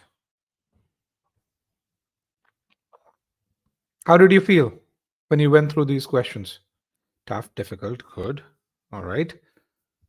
First one was tricky. Q1 was tougher. Yes. Q1 is tougher than Q2. And even when you get to Q2, you want to make sure that you get to Q2, you answer Q2 for the right reasons. Okay. Q2 actually is also a 700 level question. But both of these questions are really fun questions. They push you to visualize. They essentially make you integrate a lot of variables. And in question two, definitely there's a construct that I want to expose you to that will force you to visualize every sentence that you read. Okay, so let's kind of visualize both these questions and see how the process of tackling each fragment of an argument one by one, and then pre-thinking the answer and then looking at answer choices makes life a lot simple. Now, this first question, probably the most challenging question that you're going to see when it comes to GMAT critical reasoning. So again, don't judge yourself on it. You will get a question like this on your test if you're already at that 94th 95th percentile ability. Okay, so don't judge yourself, but again, it's fun to really see what such difficult questions uh, essentially do. Hold on. But just my poll actually went somewhere. Let me just bring my poll back in. There's my poll back. Good. So it's fun to see what such difficult questions actually test, and they're not rocket science. Okay. So let's kind of look at the conclusion. The conclusion for question number one is the number of word landers. Let's call them V's because there's no bonus points with regards to pronouncing that correctly. Who received both of them as 700 level. So we classify. We don't call the 750s 800 level questions. There are only three difficulty levels that we focus on. Although internally within e-GMAT we focus on 5, so we look at easy, medium, medium hard, and hard. And this in that classification classifies as a hard question. On the GMAT, you actually have just easy, medium, and hard. So 500, 600, and 700 level questions is what you really see. So this is a 700 level question that way. So the number of Worldlanders V's who receive special program information did not increase significantly during this time. So essentially, if we were to visualize this, there are three things that I want to focus on. One is we are only talking about V's, which means we're not talking about people who came outside of V's, who are on the periphery of this place, just Worldlanders. Okay. Um, and the second thing which is there is we are only talking about special program information. That's called as SPI. We're not talking about regular programs, just SPI. And the third thing is we are only talking about the time period from 94 to 96, the difference between 94 to 96. And then just looking at this is something which is really important. So essentially what we are saying is if there were 1 million people in 94 who received special program information, so if there were 1 million in 94, there probably is in 96 I still have about 1 million people. It can go up by 2 to 3% or go down by 2 to 3%, but not a whole lot. Everyone's good with visualizing the conclusion, right? And did you notice I kind of listed these three things down? Why? Because if you did not, if you find an answer choice that does not deal with all of these, that probably is not going to be the correct answer choice. Okay. So let's kind of look at the structure of this argument over here. This is my main conclusion. We already know that. Now, what's the basis of that conclusion? One is the number of equipped radios, which are the special radios that actually, let's start from the top. So first thing which is there is you have this thing called special program information. If you want to receive that, you need two things. One is you need a transmitting tower, which has that capability, and you have a receiving radio, which has that capability. And very similar to if you want to receive 5G, your network provider must be equipped to deliver 5G, and your cell phone must be equipped to receive 5G. Okay, both the things should happen. If one of those is missing, you're not going to be able to receive 5G on your cell phones. This is very similar to that. And this is a fairly old question, which is why we're talking about radio towers, but you can just as easily build this question around cell phones. Okay. Now, between 94 and 96, there are two things that happened. One is the number of transmitting stations or radio towers that more than doubled. So you can see 250 to 600. I would just read it more than double, because you're not going to be doing math over here in a CR question. But the number of receiving radios, these are the radios that people have, that kind of remain more or less the same. Okay. Now you see this word over here, this keyword, however, that's connecting 2 and 3, which means that because they're connected using a contrast word, however is that contrast word, what you're going to find is that 2 and 3 kind of go against one another. Why? Because if you have more towers in an area, then you would expect more people would have the radios, right? I mean, in general, that's kind of what would happen, but that's not the case. Okay. So and based on this, the author arrives at the conclusion. Okay. So this is your logical structure on the right hand side, which says, hey, to receive RDS programming or this special program information, you need the radio at home, and you need the tower. You need to be within the range of a tower. Okay. Between 94 and 96, two things happened. The number of radios kind of remained unchanged, and we kind of added a lot more stations. And based on this, the author makes this claim. Between 94 and 96, number of overlanders receiving that special program information remained more or less the same, did not change significantly. Okay. So same thing over here. We're going to ask that falsification question. Under what circumstances will there be a significant change? I ideally should have said significant change, because it can go up or down both, to the number of people receiving RDS programming, given that I only have a very similar number of RDS radios, but I have a lot more transmitting stations. Falsification question clear. Is that clear to everyone? You can really see it's a standard format that we had. We've just translated that into the context of this argument. Now, can you tell me what are some of the possible scenarios in which I can kill this conclusion? I can falsify, I can break it down. Those of you with a destructive mindset, I want you to kind of uh, put your answers in over here. In what scenarios will I break the conclusion down? I want you to step up. Under what circumstances will there be a significant addition? No, you can't do that. Non-RDS radios able to receive such programs, you can't do that. Remember, this is a condition. To receive RDS, you need RDS programming. Okay, and this is really important. In CR arguments, you cannot go outside the constraints.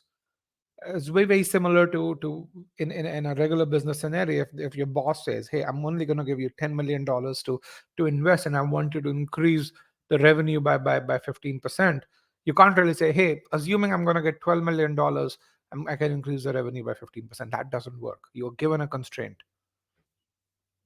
Okay. People receive information in groups. That's good, which means if people per radio go up, one RDS radio can be used by more than one person. The second is more people within the range of an RDS station. Okay, those are two things. So you guys came up with these two. I also came up with these two. One is, because we have these additional towers that are sending this, if there were people who earlier had RDS radios but were not in the range of a tower, now essentially they come in range, because of we've doubled the number of transmission towers. And the second is, we start putting these radios in Starbucks, so people per radio suddenly go up. Can you really see both these scenarios killing my conclusion? Yes, no? Okay. If there were people who had the radio but could not receive anything because they weren't in coverage, now they are in coverage. Or if we start putting these radios in areas where people receive this. So if these are scenarios in which my conclusion breaks down, what are my assumptions? The new stations should not increase the coverage, which means they should be put in just the same areas, more or less, and the people per radio remain more or less the same. Okay. These directly translate to these. So assumptions are also clear? All right. With that, let's kind of look at this. This is how you guys polled. You guys can see this. Now, is this hard before I look at the answer choices? Was any of this super hard? Rocket science? No, right? You do this in your day-to-day job. It's about being methodical. It's about just following the process. All right. Let's look at answer choices. Choice A is my correct answer, and it's a complex. The way in which it's worded, it's a very complex worded answer choice. Choice A says, few, if any, of the RDS radio stations that began broadcasting after 94 broadcast to people with RDS equipped radios living in areas not previously reached. It's a very long answer choice. I'm going to break it down. I'm going to visualize this. Okay, that's something which is really important. So let's kind of break it down. So few, if any, means almost none of the RDS radio stations that began broadcasting after 94. These are my new radio stations. Broadcast to people with RDS equipped radios living in areas not previously reached, which means this is the same as increasing the coverage of RDS programming. What we are saying is, we put all of these new radio stations, almost none of them increase the coverage, which means they reach people who in 94 had the right kind of radio but were not reached. The new ones also don't reach them. Let's kind of negate this. And if we negate this, we say at least some radio stations increase coverage. If some radio stations increase coverage, then my conclusion breaks down. I can no longer say with 100% certainty the number of Verlanders receiving special program information in 94 and 96 is about the same. Why? Because I put so many of these new radio stations, and a few of them does increase the coverage. Can you guys see how choice A is the correct answer? We're going to discuss every other answer choice in detail, but can you see how choice A is in line with our pre-thinking? And it was a popular choice. 29% of you did choose choice A. I want to congratulate you on that, and hopefully you did it for the right reasons. Okay. Let's look at choice B. Choice B is also a popular choice. It's a difficult choice to reject. Let's just look at this over here. Now, before I explain choice B, what's the definition of an assumption? Can you guys repeat that definition for me? What is the definition of an assumption? It's an unstated idea that must be true for the conclusion to hold valid, to stay valid, right? So, what is my conclusion in this argument? The number of Verlanders do not change between 94 and 96. If I had 1 million people in 94, I'll have 1 million people who are receiving this special program information in 96. Is this clear to everyone? Come on, what happened to the energy? I need to see a few more yeses over here. Perfect. Okay. So let's look at choice B. Choice B says, in 1996, most Vs who lived within the listening area of an RDS station already had a radio equipped to receive RDS, which means, let's translate this word most, 60%. Let's translate most to 60%. It says in 1996, 60% of all Vs, if who lived within the listening area of an RDS station, had a radio which could receive RDS. My question to you is most required? Is 60% required? Or in other words, if in 1994, 20% of Verlanders had an RDS equipped radio, and in 1996, also 20% of Verlanders had an RDS equipped radio, would my conclusion still not hold true? Is most required? Is it required? Yes, no. No, it's not required, right? Which is why this does not satisfy the must be true condition. Very similar to highway miles, you saw choice B, C, and D. All of them strengtheners. Okay. Another way to think about this is the conclusion is about the change in number of people between 94 and 96. It's not about the absolute number of people either in 94 or in 96. This answer choice talks about the absolute number of people in 94 or 96, and hence it can't be correct. Again, you see what we've done over here. We said this is the answer choice. Let's kind of understand what it says and then evaluate whether it's correct. When it comes to complex questions, you have to go through this three-step process. And the more you go through this, the more confident you would be while rejecting answer choices. Okay. Choice C talks about what happens to a radio station when you add RDS technology to it. Again, irrelevant. Why? Because we need a radio station to have RDS technology for it to be relevant to us. So choice C is completely irrelevant. Let's look at choice D. D was really popular. And again, when you look at choice D, you will understand the importance of visualizing that answer choice. In 1996, Verlanders who did not own radios equipped to receive RDS could not receive any programming. Do we care about people who don't have an RDS radio? Do we care about any programming in my conclusion? No. We don't care about these people. We don't care about this programming. This is irrelevant. Okay. As I say, if you don't have an RDS radio, you are irrelevant to me. Okay? If your boss told you to increase the revenue from advertising business and you focus on your subscription business, will the boss pat you on the back? Absolutely not. People who chose choice D, what is your takeaway from here?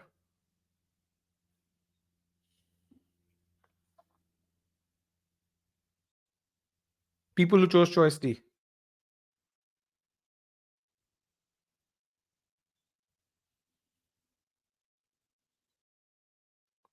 What's your takeaway? No takeaways. What is it that you're going to do to make sure that you don't make the mistake? Try to focus more on relevant data. Understand the conclusion. Figure out what the conclusion is about. Then figure out what the answer choice is about, and then fix that. Okay. Type of programming, again, irrelevant to what we are really talking about. Okay. So, difficult question, difficult answer choices. But again, if you are methodical, then you're going to find life is not that difficult. Okay. Let's look at a slightly easier question, and this is a really fun question. It has a construct which essentially is something that has a beauty to it that you should understand. So let's kind of see what happened over here. Last year we did not recycle anything, which is why you see the crossover here, and essentially we sent everything for incineration. Let's assume one trash can is a truckload. How many truckloads did we send for incineration last year? Can you count the number of trash cans here? 10, right? What are we going to do this year? What's the plan this year? We're going to half that number. Okay. We're going to try and recycle more. We are only going to send half as many. So let me ask you a question. How many truckloads do you think will send for incineration this year if the amount of refuse that we collect is 10x of what we did last year? If we send 10 truckloads last year and we collect 10 times as much refuse, given the information in the argument, how many truckloads do you think will send this year for incineration? If we collect 10x as much refuse this year as we did last year, how many truckloads do you think will send for incineration?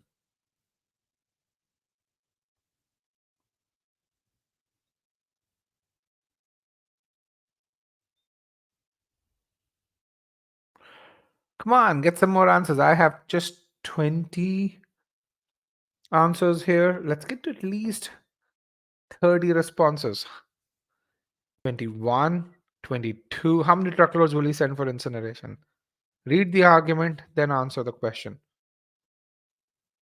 24. Let's get to 30.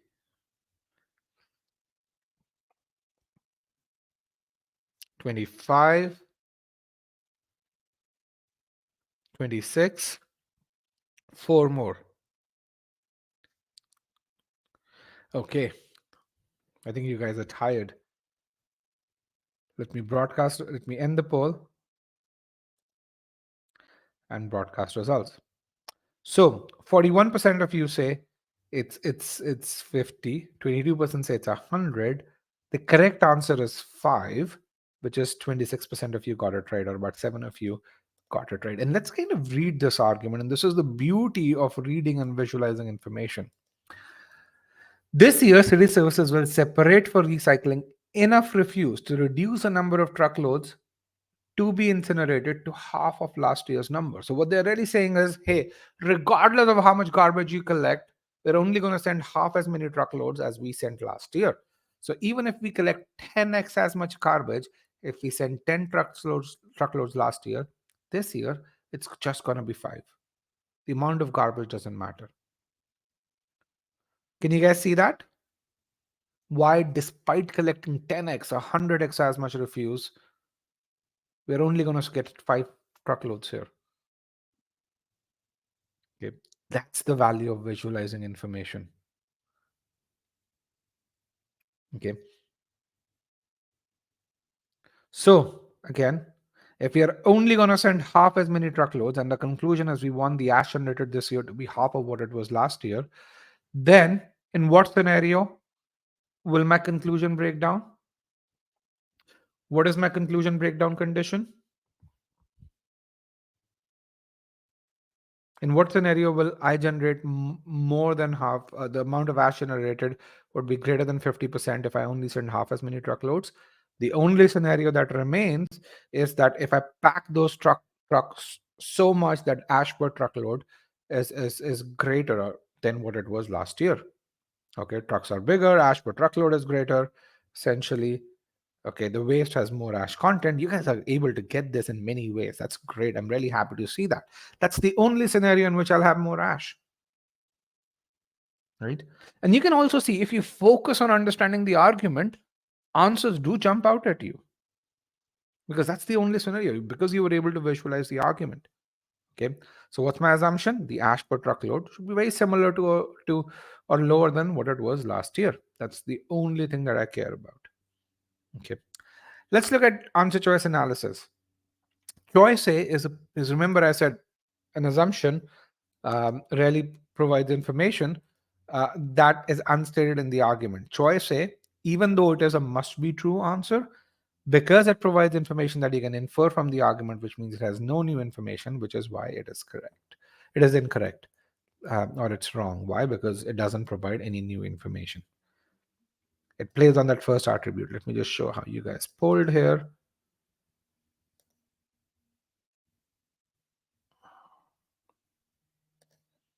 This is how you guys polled, but half the class got this right. You guys did really well.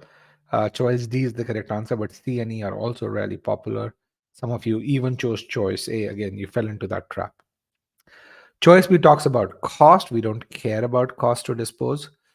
Choice C talks about proportion of recyclable materials. Again, do we care about proportion of recyclable materials? No. And in fact, if you go on GMAT Club, you're going to really see people arguing to death about proportion of recyclable materials. Why do they argue to death about it? Because they did not visualize that you're going to just get half as many truckloads for incineration. And the fact that is that only incineration creates ash. Okay.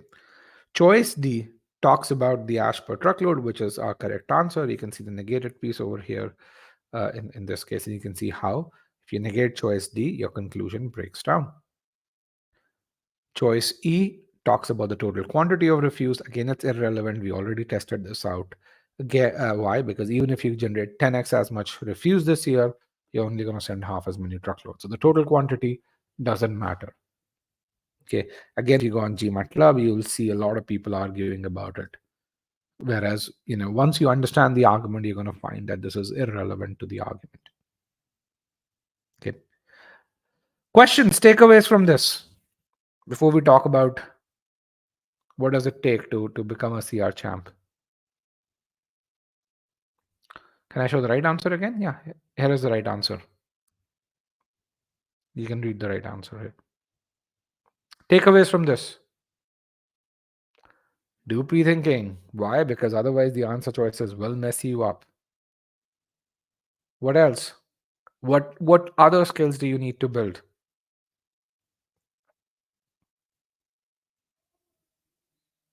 Don't go out of context. Good. But what skills? I mean, you solved about 5 arguments in this session. What did you learn about yourself as with regards to what is it that you need to build?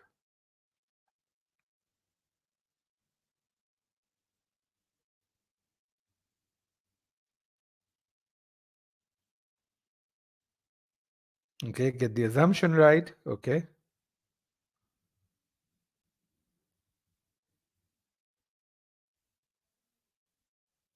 Do falsification. All right.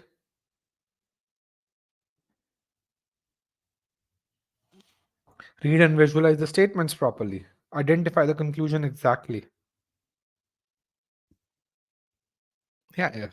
Need to build a strong floor with practice.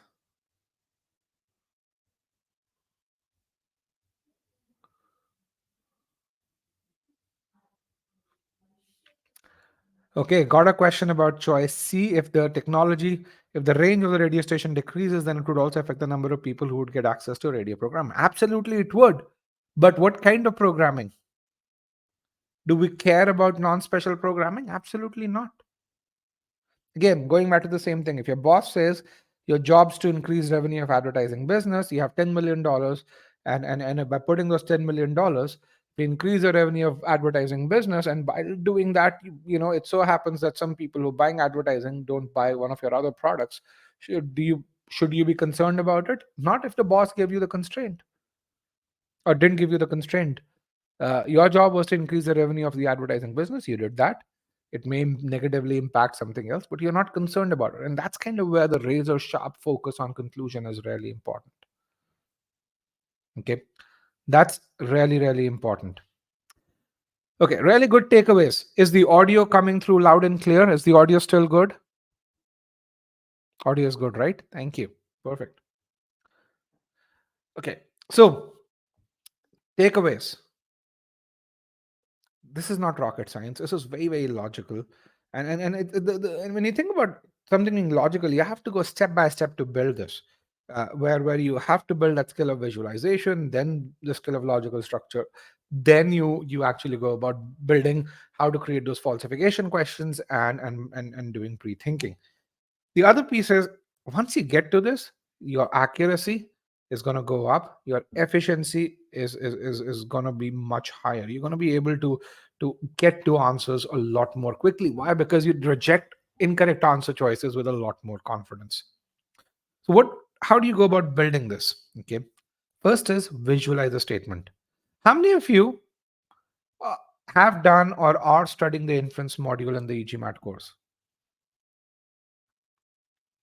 How many of you are studying the inference module? And how many of you felt, man, this is really, really long. It is really tedious to go through inference. Why the hell, if I'm only going to get one question out of inference, at the most two, why is it that we have to go through such a long module? For the very simple reason is that it builds that fundamental skill. And you guys will see as you look at this, we give you single statements, we make you visualize single statements to death. Really important to do that. Why? Because that builds that foundation not only for assumption, but also for strength and weaken, logically complete, evaluate, and then boldface question. So it's a foundation module overall. Okay. The second thing is, visualizing the conclusion, which that's where, starting with the premise and conclusion, you go through the assumption module, which is again a super long module over there. Why? Because we want to make sure that you build that ability to visualize the conclusion, you build that ability to create that logical structure. And then when it comes to understanding the answer choices, that's where all the practice files come in. That's where cementing quizzes in Scholarium come in overall. And because when you falter on a question, this is very falter on. Either you don't visualize a statement, or you're not able to understand the conclusion, or you don't build that logical structure, or you don't understand the logical choice. And there are components in the course that build each one of these skills. Okay. So how do you go about doing this? Go through the inference module. I'm going to expand this. This is the inference module. You'll see it has about 14 learning activities. It's upwards of if you do it right, it's close to 10 hours of content overall. But then it's 10 hours of fundamentals that are really, really important that you need to build. Okay. After this, you go through the assumption module. This is the assumption module which is there in the free trial, but this is the actual paid assumption module. Again, really important. This is another 10 hours approximately that you need to go through, considering the revisions and everything that you would do. Okay. Really important to build this. Why? Because once you do this, everything else after that, evaluate, strength, and weaken, they become a breeze, because you've already built 90% of the core skills here in this case. Okay. So go through this in these sequence. Make sure you look at these scores. These are evaluations. This is not file completion here. We evaluate each one of you. We give you personalized feedback. We tell you when you need to revise, when you can move forward. We tell you what you need to revise over there. So really, really important in this case. As you go through the assumption module after going through the inference, you will find that you've built all of those skills. And if you've done well in assumption, you will breeze through everything else. Okay. Again, this is the evaluate module. You'll see the evaluate module is a lot simpler. The focus is primarily on application. There's just one concept file. Why? Because you've already built the core skill. All you need to know is morph that core skill into the context of evaluate. But it's primarily applying that overall. Okay, and then you go through strengthen again, weaken, logically complete, and then you you do cementing. It's really important once you go through the CR course, you do cementing and you hit the threshold. There are clear thresholds that are defined. When you talk about hard cementing, you have a threshold of 55%. And not all of you will get there in the first go, which is why you have about 10 quizzes that are there with regards to hard cementing. How many of you have failed in cementing once? At least once. Okay. It's Where do you find cementing quizzes? Scholarium. You go to Scholarium, the first thing you'll be asked to do is cementing. You go to Scholarium, you'll get an entire onboarding over there. It'll tell you how can you use Scholarium. Again, it's okay to fail. You will fail because it's the first time you see all the questions in an integrated fashion. You see questions of different types. Really important to do strategic review, understand why you failed, and then once you do a review, write down stuff. What is it that you're going to do with regards to approaching this? If you're facing timing issues, do it in relaxed time. Okay, hit the medium accuracy first, and then go to hard cementing quizzes. Okay, only when you go through this process, build these core skills, you're going to find that as you go through cementing, you go through 3 medium, 3 hard cementing quizzes, this thing will happen. You can see how your accuracy is going up and how the time to answer questions at the same time is going up. This is again a Scholarium stat. This is not something that we've built. Each one of you has access to this. Okay. And the key to achieving that 90th percentile is achieving the 70-75% accuracy. So this is about 97th percentile in hard questions here. This is again a Scholarium screenshot. Okay, here's a guy who went from 570 to 740, and he says, as someone who's taught physics, I thought CR was easy, but language has a way of manipulating your mind, and the GMAT's really good at it, and it truly is. But if you do pre-thinking, you can understand how to visualize information and then get more and more questions right. Okay, so with that, start with your pre-thinking journey, look at the free trial, evaluate and see if this is right for you.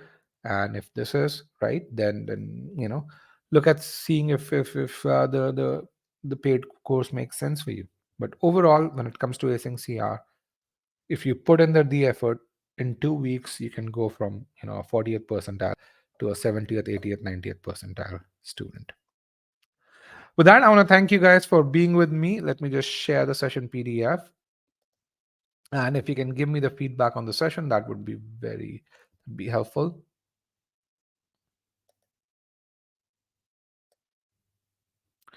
Here is a study plan. Here is also the link to my LinkedIn page. Okay. And if you want to take a Sigma X Merc to find your starting ability, you can find that over here. And here is the session handout.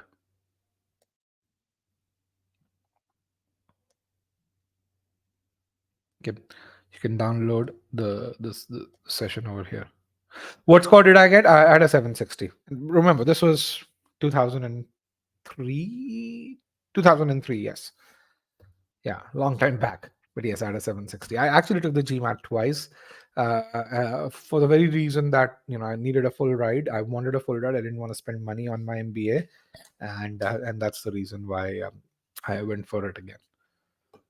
And since then, I'm really really happy when our students get scholarships and fellowships at top B schools. Okay. I have a few questions here that are there. Okay, how do you get support? on the e-GMAT platform. So every learning activity within the e-GMAT platform has its own dedicated forum, and only our experts respond to that. So when you post a query, what really happens is an expert gets notified. The person usually responds within 8 hours or so. In fact, 80% of our responses are within 8 hours, 99% within 24 hours or so. And whenever you get a response against a question that you posted, um, you get notified as well. Now, the beauty of this is that because each question, each learning entity has its own dedicated forum, 95% of the time, if you have a doubt, someone else would have already asked that doubt. So you won't even have to wait. Okay. Are there more webinars for advanced questions? So no, I mean, essentially a lot of people think, hey, it's really good to study in a live environment, and it is. It's sometimes fun to study in a live environment, but um, essentially what we believe is that when people study at their own pace, they study when they are in the best state of mind, and which is why we used to offer live courses. We offer a lot of live personalized intervention. So for those of you who've written to our strategy experts, you would have seen people record, our strategy experts record personalized videos for you and tell you this is where you're going wrong, this is where you're faltering, this is why you're faltering, and you'd see that. But again, we found that given the constraints that people have today, not a lot of people are able to attend live sessions. Okay, so yeah, how long does it take to go from a 600 to a 720? Typically, more often than not, this is usually for working professionals about a 3-month exercise. For people who study full time, you usually reduce the time to half of what it was. Is the consultation free? The study plan consultation is free. Yes, absolutely. Is there a limit on the number of support queries that I can ask? For strategy queries, there is no limit you can ask. But again, most people usually ask 1 to 2 strategy queries a month. Again, that's about 96% of all our students. Why? Because everything else is self-paced. If you have a doubt, we have onboarding prompts that are out there. But if you, so that helps people. Again, our belief is if you're a diligent student, you would look at what we've given you, and then uh, at that point most people don't have the need to really ask doubts or so, and when they have the need, they get a really super detailed response and they understand that. Similarly, for subject matter queries, we have about 7 queries a week, and I can really tell you 0.1% of people need more than 7 queries a week. In fact, 96% of our students are happy posting just 1 to 2 queries a week, if that. In fact, 85% of posts to our students don't post any query because they see the answers to their doubts already responded to in about the forum post or so. So yeah. But again, bottom line is if you have a doubt, uh, we will respond to it and we'll do a really good job responding to it. How many of you have posted on an e-GMAT forum or have written to one of our strategy experts? If you're an e-GMAT student, if you've written to one of our strategy experts or posted in an internal forum, right after that, you get a survey asking you, did the response satisfy um, your requirements? And we ask you, so if you haven't, then you should try this out. You'll get a survey right then and there because we evaluate our responses. That's one of the ways we can really figure out, are we doing a good enough job? And we measure what's called a CSAT score, or customer satisfaction. It's an industry metric that we have. It's a measure that you do out of 5, and about 85% of our students rate us as very good and good. Which, by the way, when you think about compare us to Apple and Samsung, which are the 2 other leading companies in the CSAT world, who measure their customer satisfaction, you're going to find us right up there. So you can really Google what's a good CSAT score, and you'd see that. Okay. Any other good YouTube channel to review other than e-GMAT? Take a look at GMAT Club. I mean, GMAT Club's pretty good YouTube channel that's there.